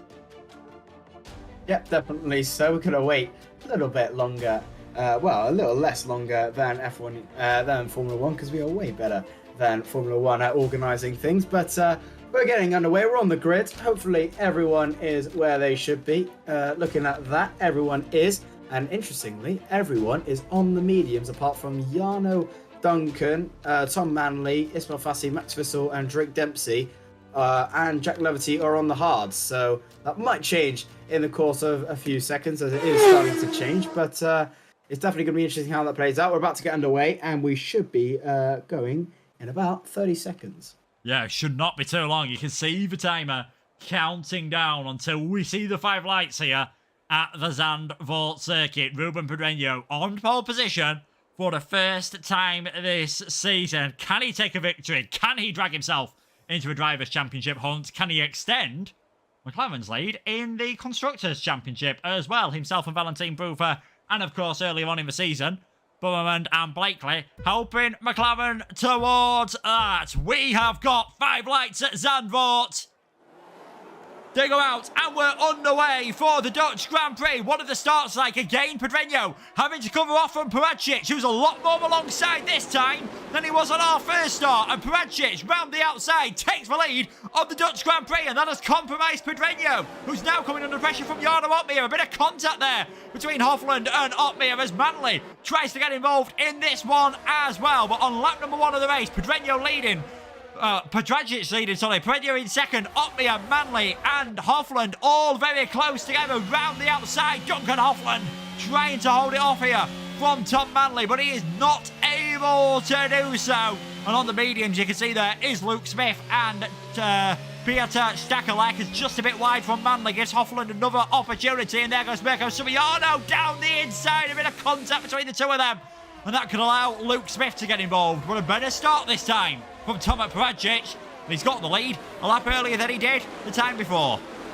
Yeah, definitely. So Jarno Opmeer did have a good start as well, and the lights were side by side with Ruben Pedreño. There's yellow flags. There's Time and Shooter, who's gone round again, having no luck at Zandvoort tonight, but it is Tomek Bradic who's having all the luck in the road and has the luxury of leading this Grand Prix on the first lap. As Ruben Pedreño is also positioned in P2. Jarno Opmeer was alongside Ruben Pedreño into turn 1, just couldn't quite follow up with a move into P2, but is knocking on the door. We've got Tom Manley just behind him in P4 with Duncan Hoffman, P5, Liam Parnell and Drake Dempsey squabbling around for P12. It's Dempsey round the outside. It's Liam Parnell trying to shove him onto the grass if he can. Side-by-side action, and alongside that is Stachelek and Dan Deacon, who's having a go at each other, but it's Dempsey who wins this duel between the Ferrari and the Red Bull camp, and it's Stachelek who wins it between Haas and McLaren, and now Dempsey is all over the back of Lundy, who's trying to close up to Alessio Di Capua.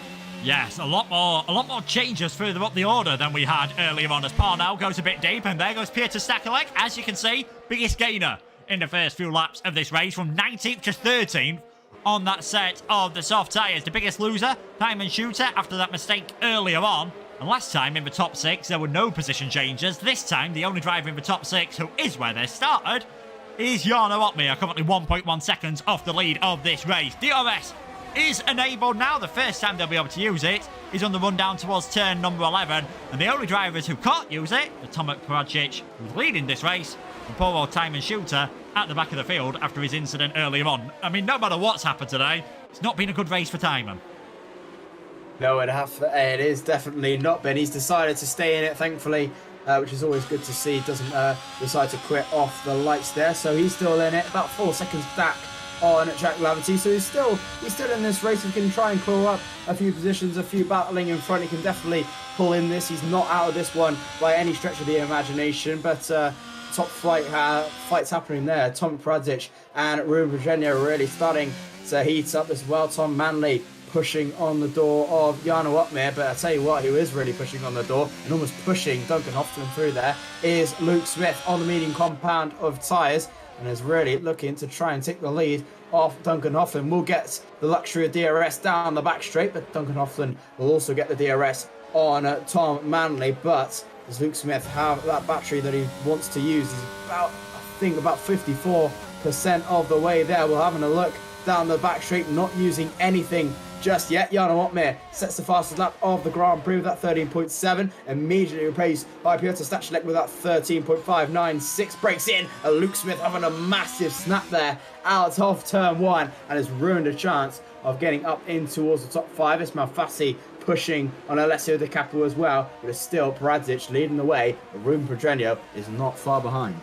Yeah, Pedreño keeping Bradic honest at the moment, as we saw earlier on briefly. They're both keeping that battery at a high percentage as well. All the top 3 over 90%. Tom Manley still in a healthy position, but on 75% at the moment, using a bit more just to try and stay in range of those top 3 drivers at the moment. Stachelek's been making plenty of moves. He's now up in towards 11th place. Got to head Dempsey in towards turn number 1, in towards turn number 11 actually, on lap number 3, and managed to get ahead of Lundy into turn number 1. So we'll see what he can do now. Now that the hard tyres are a bit more warmed up, of course. It is one of the downsides of the hard tyres on this game. They do take a long time to warm up, which is why you generally see the majority of the field start the race on the set of hard tyres. So when they do the undercut, they can go onto a set of mediums, and they're not suffering with that tyre warm-up quite as much. Stachelek on the back of Ismail Fassi. Nothing doing this time around. Where there could be a move, though, is Joseph Lowe. Thinks about it round the outside then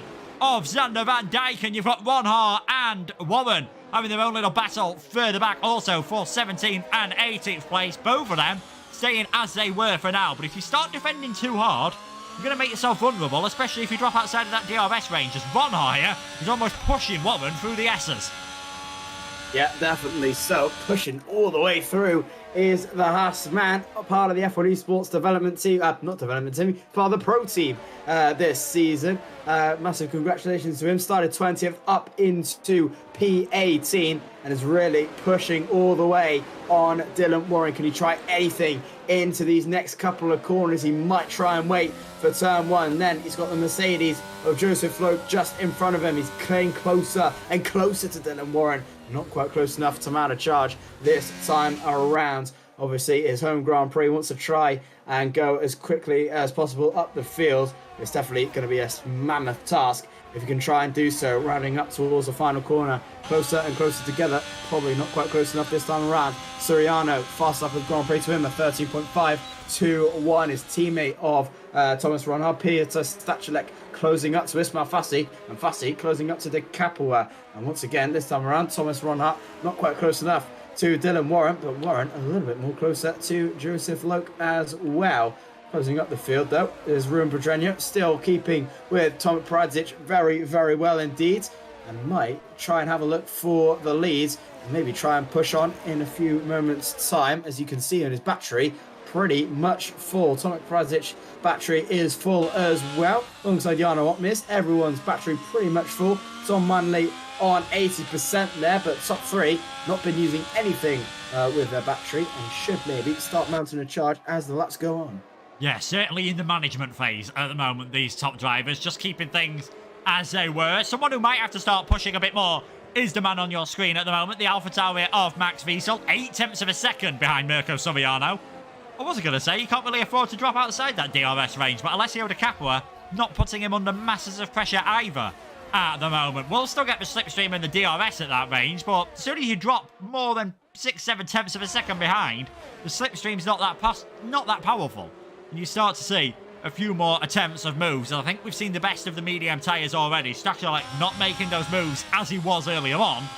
And certainly not hounding the Aston Martin in front of him, which the same can be said for the other medium runner of Luke Smith. He recovered from that slight slide, and he's still in 6th place. These will be the drivers at pit first, round about lap 12, lap 13. I think the earliest we'll see these drivers come into the pits. Don't be surprised if you see hard runners coming in as early as lap 15, lap 16 as well. They do like to trick us and do more laps on the mediums than they do on the hard tyres. Certainly seems to be the strategy to go for, and certainly seems to be the quicker way. But they're all keeping nice and calm at the moment. They're not really fighting each other too much, which is good news for Diamond Shooter.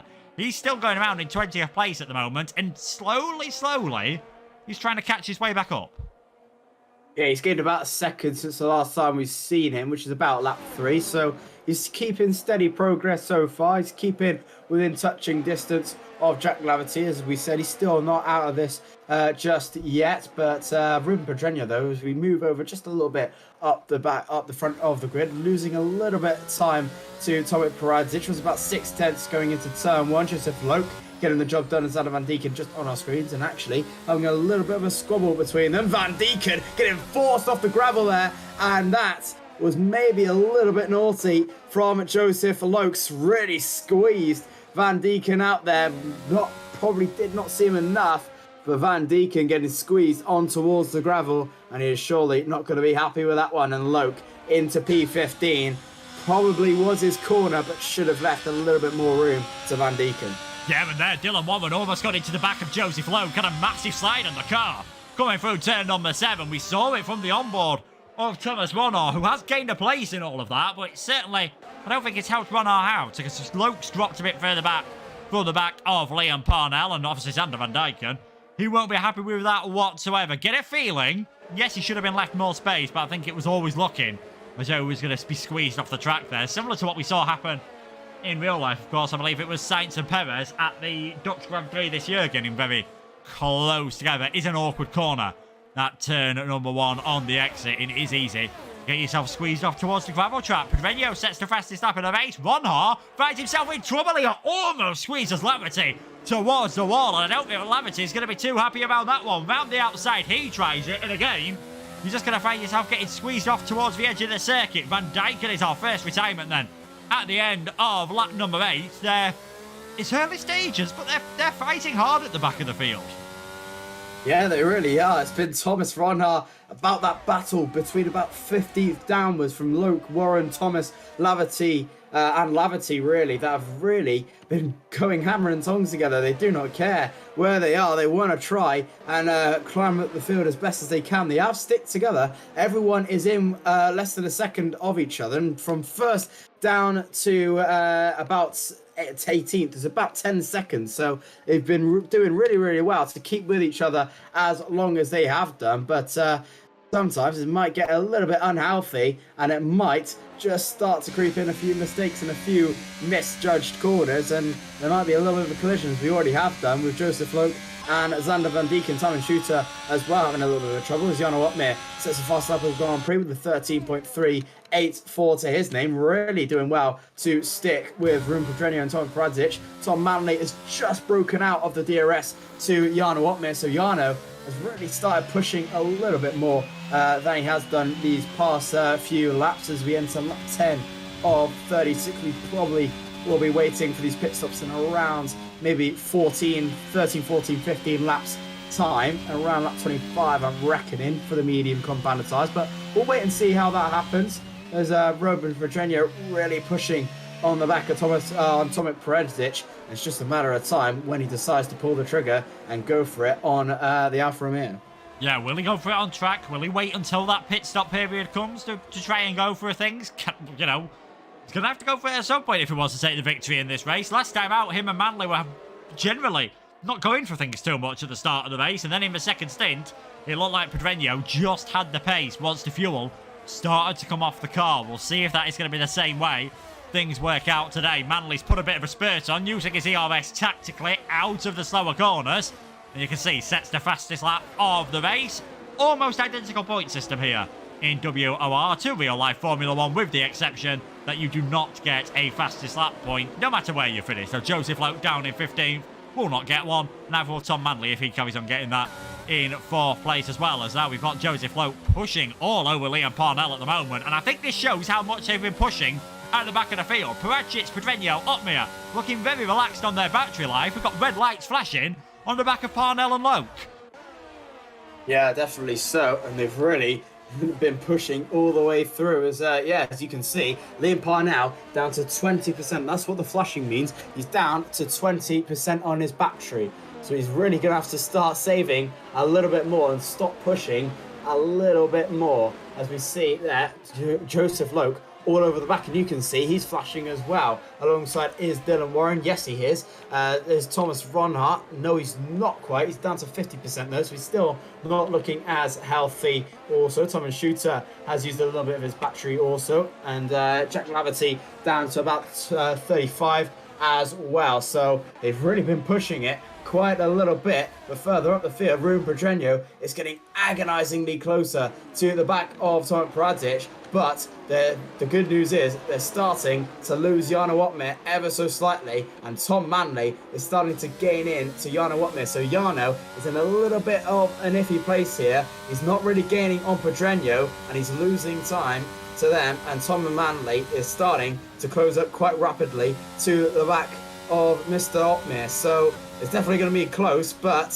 he's going to have to start pushing a little bit more. As Tom Manley having a massive moment on the curb. Yeah, those curves 7, 8 and 9 can be absolutely lethal, and Manley just maybe needs to calm things down a bit. He's got himself back within that 1 second of Jarno Opmeer, and this is still looking like a very good result for Tom Manley. A man who's had multiple podiums so far this season, of course, dominated the Xbox Championship last year when he was known as Shadow in Season 12. He's had a fantastic transition over to the PC side of things. Don't be surprised if we see him in challenges again, and possibly even in esports in the future. But for now, he's just focusing on trying to stick on the back of Jarno Opmeer, and he's dragging some of the others along with him as into the pits at the end of lap number 12. We said this is about where we expected those medium runners to come in. Luke Smith tried his best on those tyres, but not ideal whatsoever. He will, though, be in plenty of free air, and it will be interesting to see what sort of pace he can set in these first few laps, as we've got a yellow flag. That is Dylan Warren, who's gone around at turn number 1. Yeah, Dylan Warren having a little bit of a moment there. Still in this race, though, just behind Simon Shooter, though, which is about 2.3 seconds off the back of Jack Laverty. So he's still pushing, though, but absolutely pretty much has no ERS left, and absolutely is now hit 0 on the ERS front, using a little bit too much of that overtake as Miko Soriano losing places all the time. He's onto the gravel Miko Soriano, what has happened to him? Not quite sure. He is down into P12, went on the gravel. Is that a little bit of a mistake that happened? Or has he been pushed off by someone? Max Whistle has lost a lot of positions, a lot of time to the back of Duncan Hoffman. 2 seconds is the gap to him. So it might have been something to do with him, not quite sure. But Miko Soriano down into P12 and has a lot of work to do now. I think what's happened is Soriano was right behind Luke Smith, so as soon as Smith's come into the pit, Soriano's dropped outside of that DRS range. And I think he's just pushed a bit too hard to try and get his way back into it, and we might be going nearly 3 wide here because Parnell and Loke are having their own little battle straight behind Soriano. Round the outside goes Joseph Loke in towards turn number 1. He's been having plenty of adventures so far in this race as Loke. Contact earlier on with some other drivers, and that is Loke up in towards 13th place. Dylan Warren into the pits for a set of the medium tyres, 23 laps. It's going to be a big adventure on that set of mediums. They are going to be very close to puncture territory, I think, towards the end of this. But yeah, that from Soriano wouldn't surprise me if he was pushing a bit hard to get in DRS range. He's in DRS range now, but quite a few more positions further down than he would have liked to have been. And what all this has done is just split the field up. The top 5 have now got quite a big gap over those behind, and Max Viso could start to come under some pressure from Alessio De Capua. Yeah, definitely so there. But yeah, as you said, Joseph Loke doing really well so far, and really hounding in Miko Soriano, as we said. Just dropped out of the DRS of Drake Dempsey, but can still plug that away. But yeah, as you said as well, the gap between the top 5 is really starting to gape a little bit more open. Max Whistle 2.1 back on the grid as Alessio De Capua overtakes him for P6, and Piotr Stachilek becomes the second man on to the medium compound of tyres. As we see that, really well done to Alessio De Capua, easily done on to turn 1, and Max Whistle didn't really put up much of a fight. Pedreño though still plugging away in P2. As Jan admit, still about 8.5 tenths off. Pedreño can still plug this away, but is definite in risk of running out of that DRS and really being hunted down by Tom Manley. He's getting to that stage where he might have to use a little bit of overtake to try and stick with him. He's running the risk all the time, but if Ruben Pedreño and Tom Bradzic come to clauses, which they might do in this turn 1, and if Ruben Pedreño can try and get a little bit closer, then Jan Otmit is really in business here. Yeah, I mean, this is always the thing. When you've got plenty of battery and so have those cars around you, as long as you spot them reacting when they go for things, because we see it happen a lot where a driver decides, you know what, I'm just going to go for it on this lap and see if I can break the train. If it works, like it almost did last week for Manley against Pedreño, you're looking brilliant. You're looking in a good situation as Cartalundi sets the fastest lap of the race. I think that says it all, that the car that's down in 9th place on 15-lap old tyres can set the fastest lap about how hard these guys are pushing. At the moment, Soriano and Loke are having their own little battle now for 11th and 12th, but I think Bradzic and Pedreño have just stepped it up a bit, and Otmiers, he's got to be careful. He's got to make sure he's not getting caught out in all of this situation, as we have seen as Loke and Soriano go side by side on the run down towards turn number 7 and 8. Very nicely done by Loke there, who gets himself up into 11th. We've seen early pit stops for Parnell and Shooter now, both of them on a fresh set of the medium tyres, so not doing too bad whatsoever. Also not doing too bad, as you would expect, is Luke Smith. He is going faster than Bradzic, but he's only gaining about 2 or 3 tenths a lap at the moment. Yeah, absolutely. So the gap between first and about P14 is about 11.5 seconds so far. So first down to 14th is probably going to be where you went. So if Tomic probably pits now, he's going to be seeing himself about P14 near the back of the train so far. So he's going to have to do a lot of pushing there. Speak of which, there goes Miko Soriano into the pits now. Onto the medium compound tyres. So the pit window is open for him and goes on to the mediums until the end of this one. Should see him round about, I think, near about 17th, 18th, maybe 19th. But I'll have to wait and see where he comes out in that one. Or should he stay in P15? It's going to be close. He's going to come out right in front of Piotr Stachilek in this battle with himself and Liam Parr now, as I believe that was Timon Shooter who set the fast up for the Grand Prix, and Slot just behind Stachilek, but just in front of Parr now, and I'm sure Parr now is not going to be happy with that one. Yeah, of course, cold tyres for Soriano, so game's not fully over yet for Parnell. If he can try and make some moves as soon as possible. Almost lost it coming through turn number 2, did Parnell. Took a very interesting line. That Red Bull looking very lively at the rear. Generally, that is the fastest way to have the car, but it's not the most consistent way. I think if the drivers had their way, they'd definitely go for more oversteery setups in qualifying, like you see with the time trial setups, and then for something that is a bit more stable in the race. But it looks like Soriano has got things up to temperature. Parnell using a bit of ERS, using the DRS. Fortunately for him, he's going to have to stay in 17th for now, as Soriano's got to get a move on. He's got to get ahead of Stachelek as soon as he can. Joseph Loke, 5-second penalty for speeding in the pit lane. That will be added on to his time at the end of the race if he does not serve it at the next pit stop. The leaders, though, are all carrying on for now, and still Uppbeat doing what he can to stay in range of Pedreño, but Tom Manley, he is also dropping back. So the top 2 are really showing some pace now. Yeah, definitely starting to gap away from Jano Ottman. I think now Ruben Pedreño is either going to be pitting this lap or the next one, and is really going to start putting the power down on top of Pradic. As you see there, he's in a little bit of overtake to try and get a little bit closer. It's the closest he's been for quite a while on top of Pradic. 5/10 of a second separate themselves all together. 6/10 now, so it's starting to get a little bit closer and closer once again. We're closing up to the back of Tommy Pradic as we go in towards the final couple of corners. DRS open on Ruben Pedreño in towards turn 1. They're going to not quite close enough once again.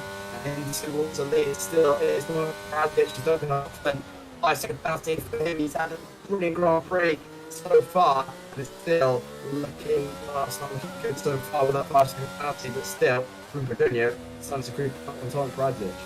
Yeah, starting to creep up on top of Pradic. People aren't creeping up here. We've got Soriano, Lowe, Parnell all over the back of Pieter Stachelek. They're having their own little battle at the moment for what was 13th, 14th, 15th and 16th, and I think still will be after all of the pit stops have happened. Further down the order, I mean, we'll see who's done pit stops at the moment. Top 10 haven't. Everyone else has been into the pits, and it is Hoffland that are leading out of those that have been into the pits. Luke Smith was unable to jump him, and that's really what Smith would have wanted, because on a set of the hard tyres, he's burnt up on his EOS.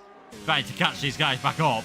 It is not ideal whatsoever there for Luke Smith. Thank you for pointing out the microphone issues. Joshua is trying to fix them as they go on at the moment, so hopefully he'll be back to normal fairly soon. And hopefully we're going to see some movement from the leaders soon. And there we go. That is Tom Manley into the pits at the end of lap number 19. Off the set of the hard tyres. Already that front right looking like it is starting to rain a tiny, tiny bit. So Manley into the pits. Fassi, Lundy and Dempsey also coming in on that lap. Fresh set of mediums coming on. And we'll see where he comes out relative to Duncan Hoffland on the way down the pit lane. He was clear beforehand, and we'll see whether the undercut has worked here for Duncan Hoffland. And no, Tom Manley still comfortably ahead of the Dutchman. So I think the advantage you normally get from the undercut is just being negated by the tyre warm-up around here. That is Pieter Stachelek, who's gone off at turn number 1. So after such a good start to this race, Stachelek is now down in 19th position. So looks like he's going to, after a tough qualifying session, of course, decided to start from the back of the grid. It has not been a fun race for, well, he's had fun in terms of all the battles he's been having.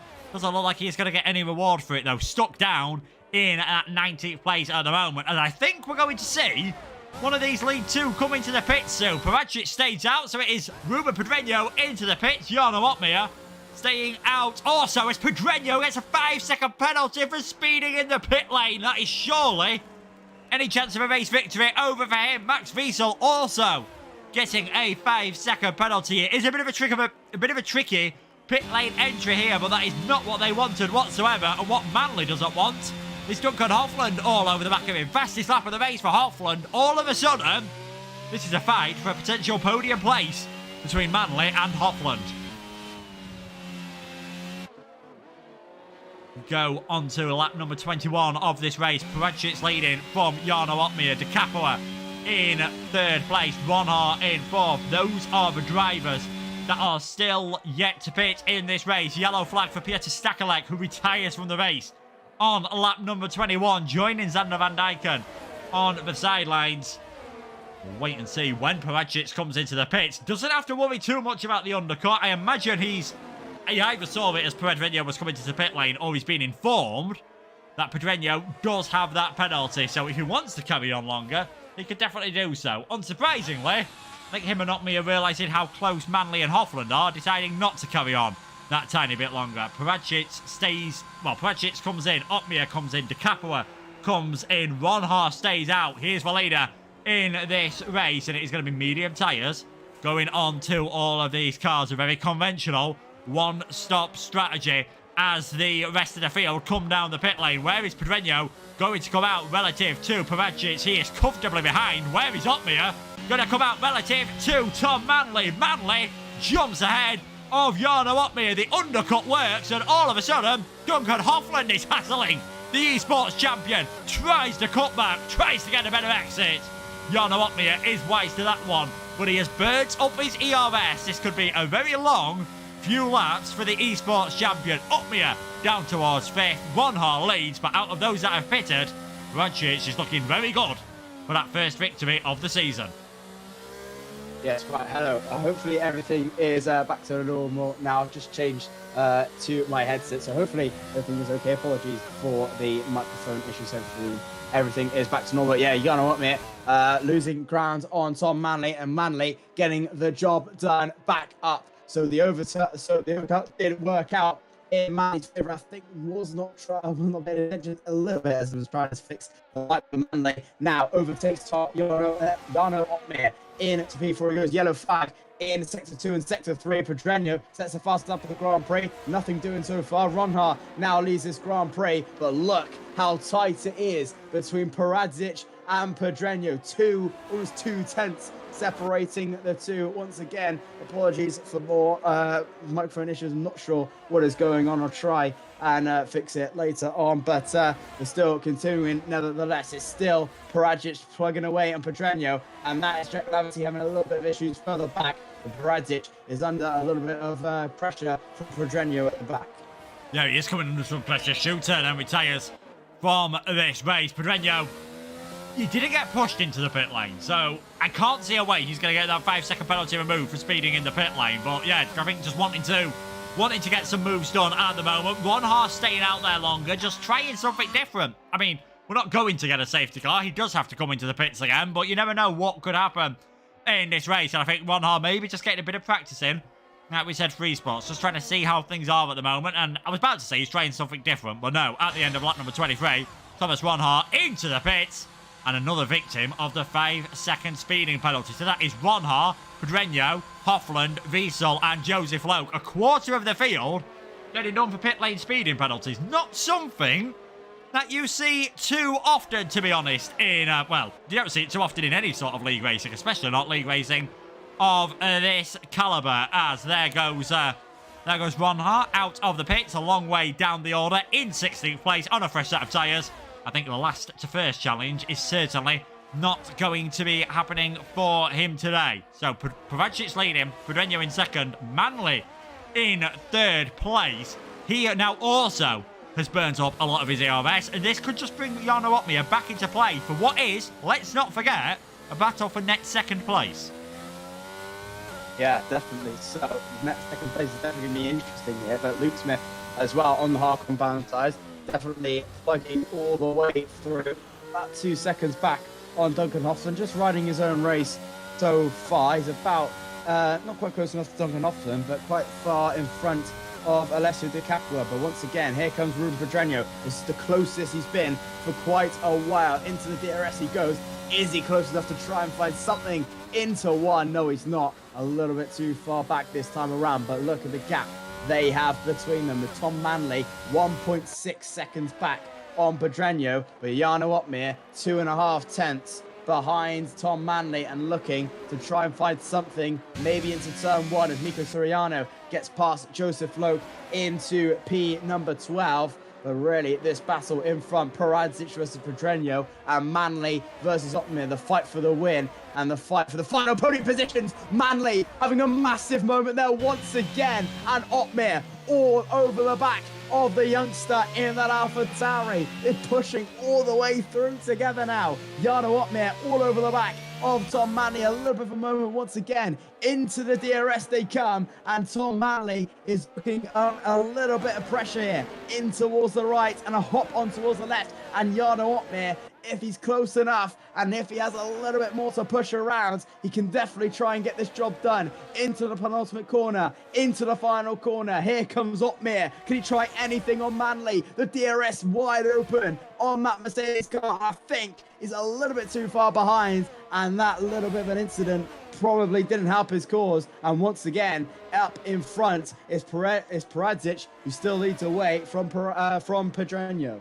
But what this is doing, the struggles of Tom Manley at the moment, all of a sudden, if the race ended now, Ruben Pedreño would still finish in 4th place. He'd be ahead of Luke Smith, and obviously Duncan Hoffland would also drop back. The more Manley starts to struggle, you never know what could happen here. We could still see Pedreño on a podium, because Manley just does not look to have any pace at the moment. Hoffland, he's now hassling Jarno Opmeer through turns number 8 and 9.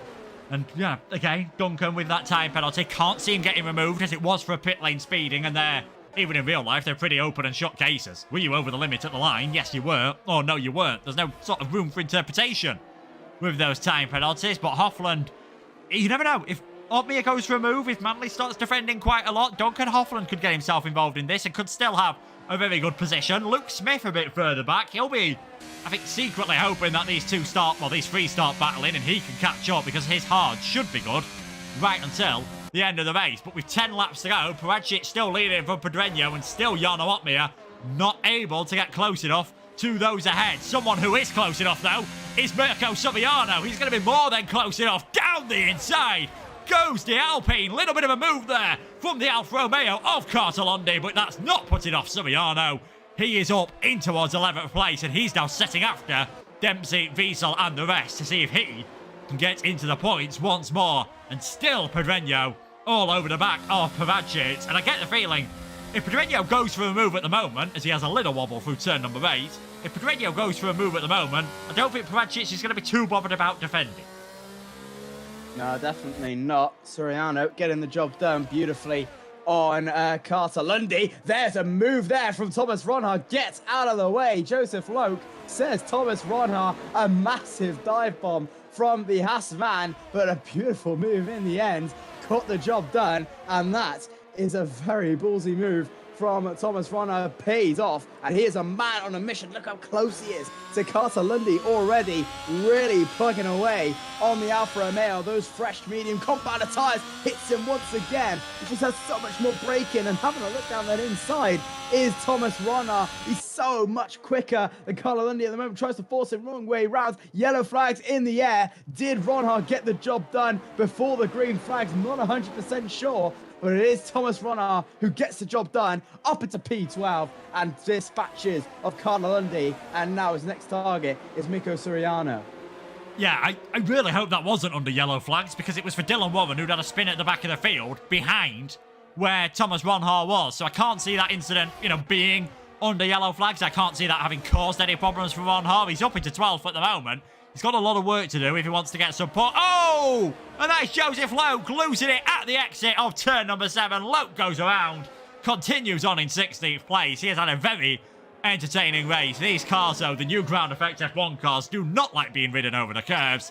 I think Loke just got a bit too greedy on the exit of turn number 7 there, as the gap grows once again here at the front of the field between 2nd and 3rd place. Pedreño, he only needs to gain 1.5 seconds more in the final 8 laps, and he's still on for a 2nd place. Yeah, definitely so. It's definitely interesting how it's all going to play out, but that battle for that P3, though, is so tight. Manley, Opmeer and Hoffland all so together, as Thomas Ronhaar gets up into P11, does catch Suriano, and into P11 he goes. But look how tight this is with only 7 laps to go. Manley, Opmeer and Hoffland all together, so tight indeed. As they enter into Sector 2 they come, and Duncan Hoffland really looking to try and pounce on Jarno Opmeer here, as the hard compound tyres starting to pay off a little bit more for Duncan Hoffland. As they come into the left-hander, it's Jarno Opmeer a little bit closer to Tom Manley, but Duncan Hoffland a little bit closer to Opmeer. The DRS is in use for Opmeer on Manley and is getting a little bit tighter. But Duncan Hoffland might want something to say about this in a couple of moments' time. Meanwhile, Pedreño closing up to Paradzic. Is he close enough for a move? Is another question. Move on to the DRS. Comes the Spaniard. Is he close enough to try and get onto Paradzic? Probably not this time around. No, he's not. Is Hoffland close enough to Opmeer? No, he's not again. And it's another sort of circus and sort of getting caught in a DRS train. The slipstream is not quite powerful enough down here, but it's just so tight. You really have to be in about a tenth and a half, a tenth close to your rival to try and have a look going there. It's so tight indeed. Yeah, you've got to be within about 3 tenths, I think, coming through the final corner, and then you can get it done fairly comfortably. Anything between 3.5, 4 tenths, you're gonna have to do it more on the brakes. And even though they're the overtakes that look the best for all us watching, they're not the ones for drivers like doing. There's a lot more risk involved when you're trying to outbrake another driver, especially on older tyres. You know, getting the right amount of purchase from those tyres can always be pretty difficult. Dylan Warren sets the fastest lap of the race. He's just enjoying himself at the back of the field. Someone else who might be enjoying himself a bit more now is Luke Smith. 6th position on those hard tyres as De Capua gets a 3-second tyre penalty. Shouldn't cost him, though, his first points of the season. Luke Smith's hard tyres are just starting to come to the fore a bit more. He's within the DRS range. Could we see him going for battles at the moment? And we've got asked, why is Jarno not trying to overtake? I'm not sure he can stay close enough through the final corners at the moment. That might be a deliberate choice. He has definitely saved a lot of battery compared to what he was on earlier on, as Wanhar now gets himself up in towards the top 10 pre any penalties. But Opmeer, it doesn't look like he's even bothered about passing Manley at the moment. But I get a funny feeling, 6 laps to go, he's not going to be too long before he puts the hammer down, especially now that he is 4.5 seconds behind Ruben Pedreño. So second place could be slipping away from Manley and Opmeer here. Yeah, absolutely. I've just been noticing what you've been notifying on that second place, because I completely forgot. Pedreño has that 5-second penalty. So Tom Manley, as you said, into P2 right now, and is plugging away. It's Jarno Opmeer to try and get that P3 as well. Dylan Warren has retired. I think that's in the pit lane. Yes, it is. So no safety car for that one. But Jarno Opmeer really tight on Tom Manley as well. As they enter into the final corner, you really want to be at least maybe 3.2 tenths out of that final corner to have any chance of overtaking. And Jarno is just stuck in that little bit of a rut in that P4 position. Right now, he does have the podium at hand as the yellow flag. Oh, that is Dylan Warren just getting in the way. Did he get away in Duncan Hoffland? No, he didn't, thankfully, as Luke Smith has now joined this battle for P3 on the road. So this is getting very tasty with the final 5 laps in this race. Carlo Lundy and Liam Parnell battling away for 13th and 14th place. The 2 F1 Esports drivers really giving it toe-to-toe, and it's Lundy who wins this one in the Alfa Romeo.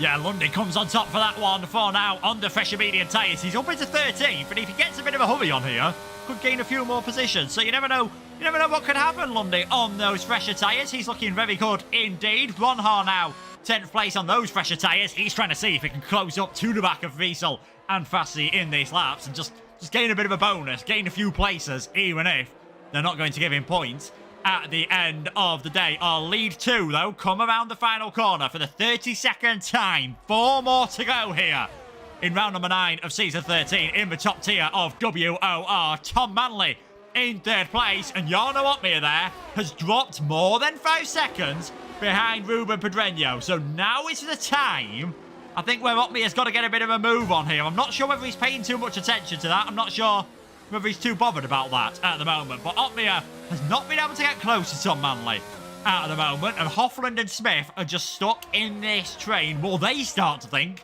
about where they can make some moves. Yeah, definitely so.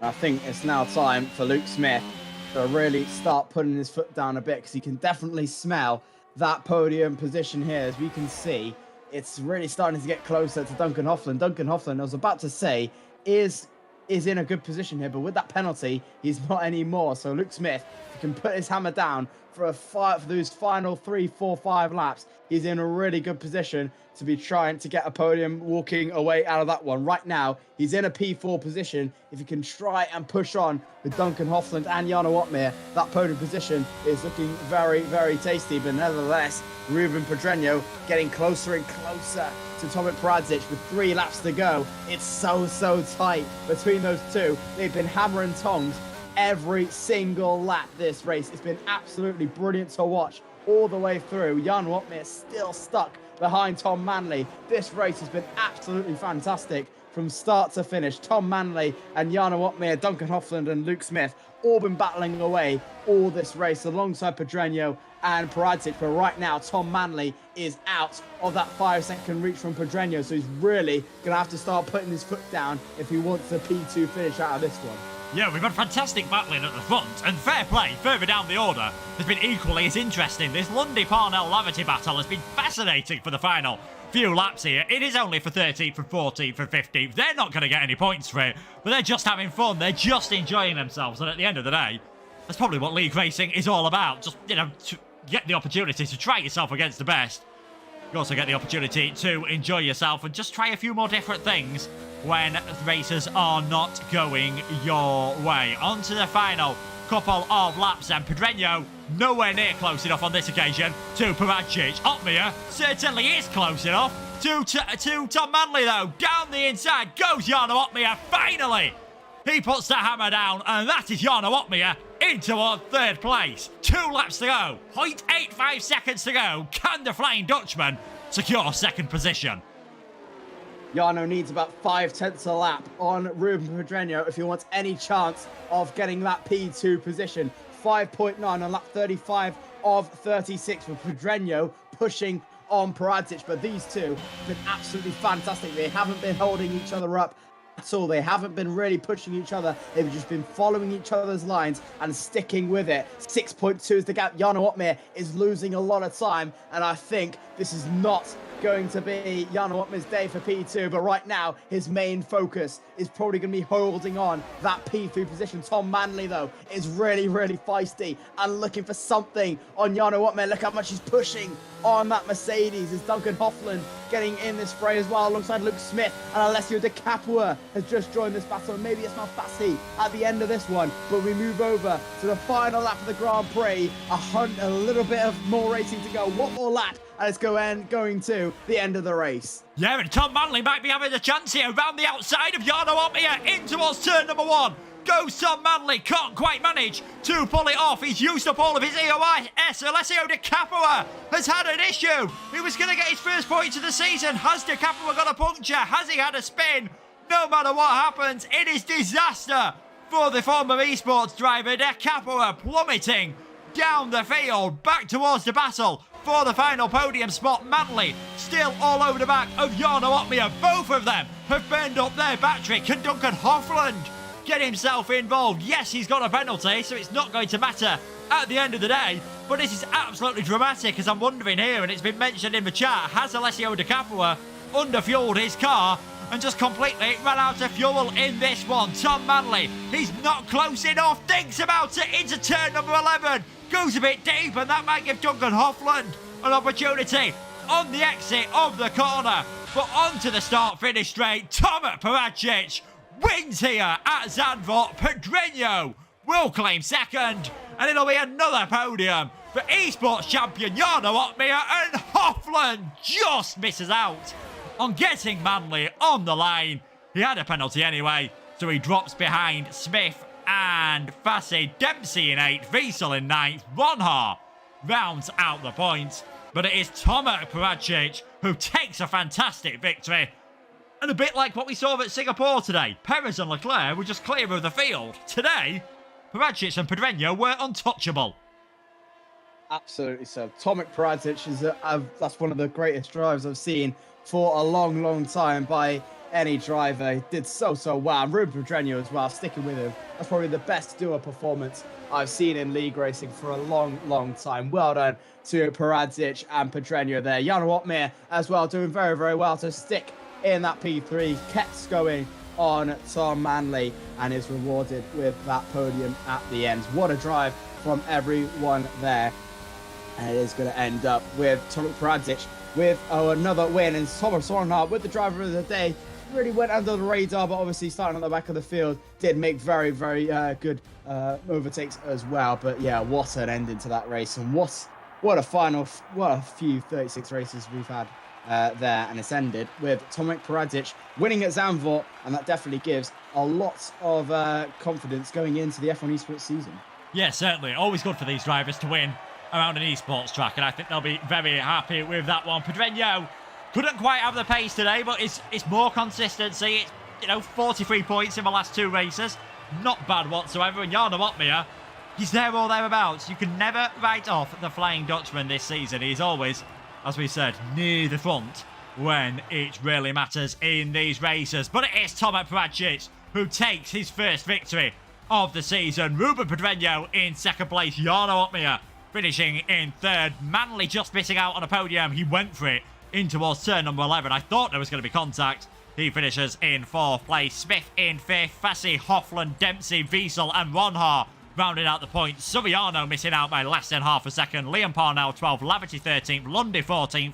De Capua, after not sure whether it was a puncture, not sure whether it was a fueling issue, he finishes in 15th. Loke 16th with the fastest lap. We saw Warren pull into the pits towards the end.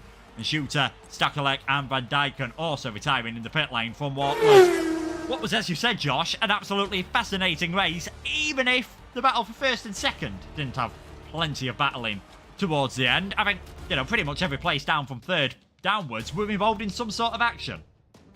Yeah, absolutely. So the main talking point really was that battle for about 15th, 16th, which is really, really good to see. They're not battling down. They might be down the order. They may not be probably getting points to the end of it, but, they've really been pushing all the way through, as you really like to see. So it's great to see that battling all the way through there. But once again, you did see that battle with Opmeer and Manley as well all the way through. So it's great to see that little bit of battling there. But yes, it was an absolutely fantastic drive once again, and definitely deserved there from Tomek Pradic, who I think is here now.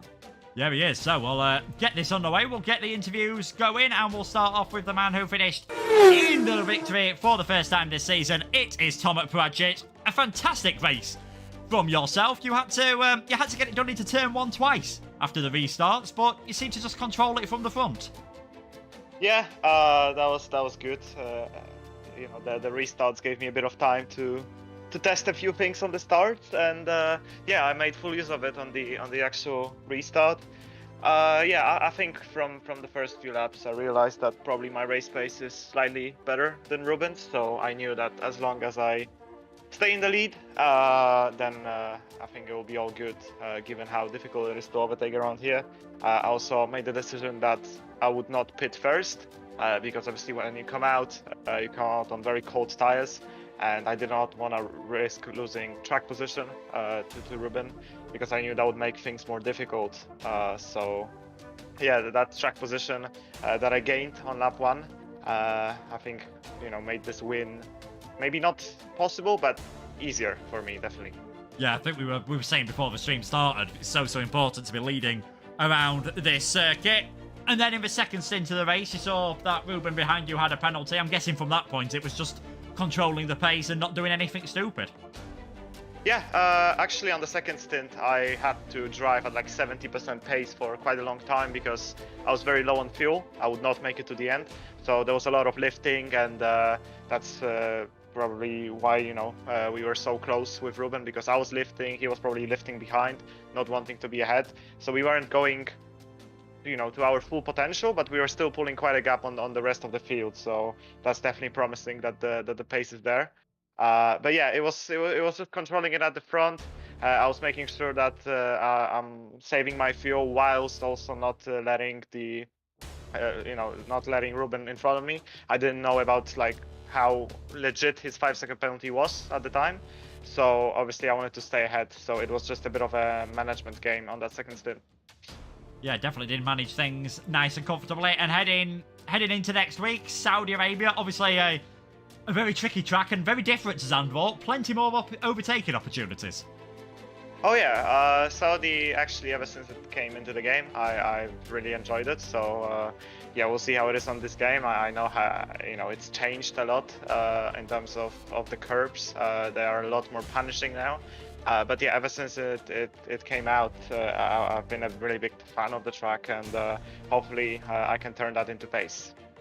Yeah, we'll have to wait and see. Congratulations on your first win, Tomek. We'll let you head off. Thank you very much. And next up, it's going to be the man who finished second today, just missing out on a second victory in the row. It is Ruben Pedreño.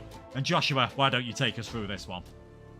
Ruben, that was a really, really tough race all the way through. You managed to stick with Tomek all the way through there. Was it really, really tight there? Do you think you probably would have got him, or was that not your game plan?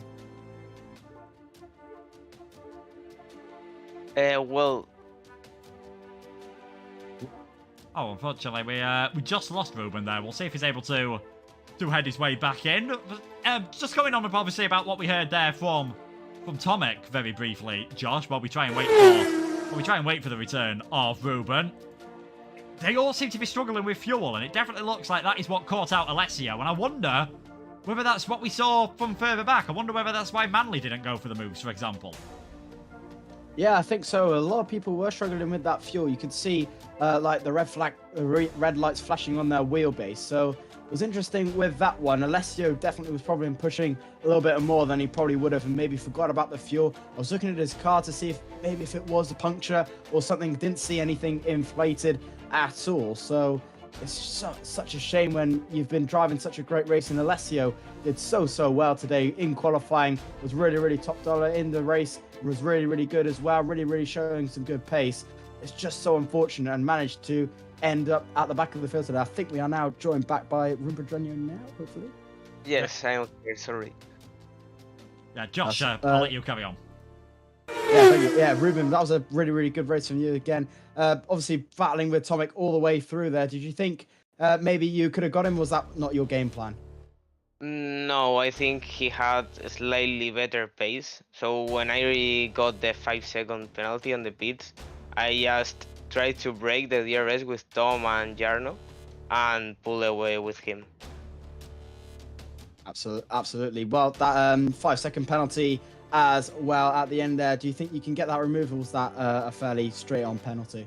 No, that was a stupid mistake.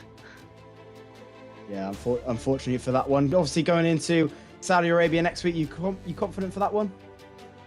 Yeah, I used to like that track a lot, so I hope I have a good pace there as well. Absolutely. So, well, I'll let you head off. Well done today, and congratulations on that P2. Thank you. Bye. Yeah, cheers to Ruben for joining us, and Tomek as well. And I think that is pretty much it then for this stream. We will just obviously, as we've already mentioned, it is going to be Saudi Arabia next time around. Ones where you can't just get in the lead and just sort of stick with it around there. For a street circuit, it's definitely one of these sort of new street circuits like we see at Baku, where there are plenty of opportunities for overtaking, and normally plenty of places to make mistakes as well at Saudi Arabia. Don't be surprised if there's the odd safety car or two around there. Yeah, definitely. So the walls so close to each other. You really have to be absolutely on it. One of my personal favorites, racing there and commentating there. You know, I love the fast flowing circuit of it. I love the fast flowing sort of pace that it has, which is always really good. A load of overtaking opportunities. Pretty much anywhere you look, you can try and make a move or try and go for something down the inside or around the outside. So it's a great little track, great little street circuit. Was a little bit criticized at the end, obviously, for where it is, but it's been a great little circuit. Definitely on the F1 esports scene as well. But yeah, it's going to be great for next week, and hopefully it should be an even better race than this one has.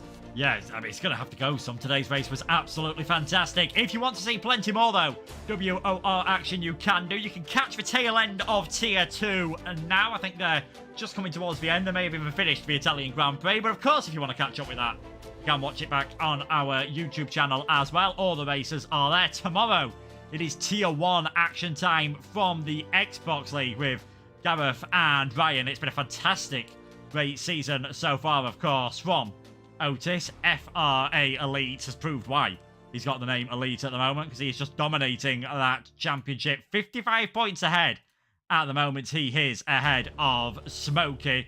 Can he get his 6th win of the season? Make sure to check that out. There's the rest of the Xbox action throughout the week on YouTube and some on Twitch. And of course, PlayStation and the Legacy Division on Fridays before we're back next week at Saudi Arabia at 7 PM. Thanks to Joshua for joining me in the commentary box tonight. Thanks also to Tomek and Ruben for joining us for the interviews. Thank you to our sponsors at Gridfinder.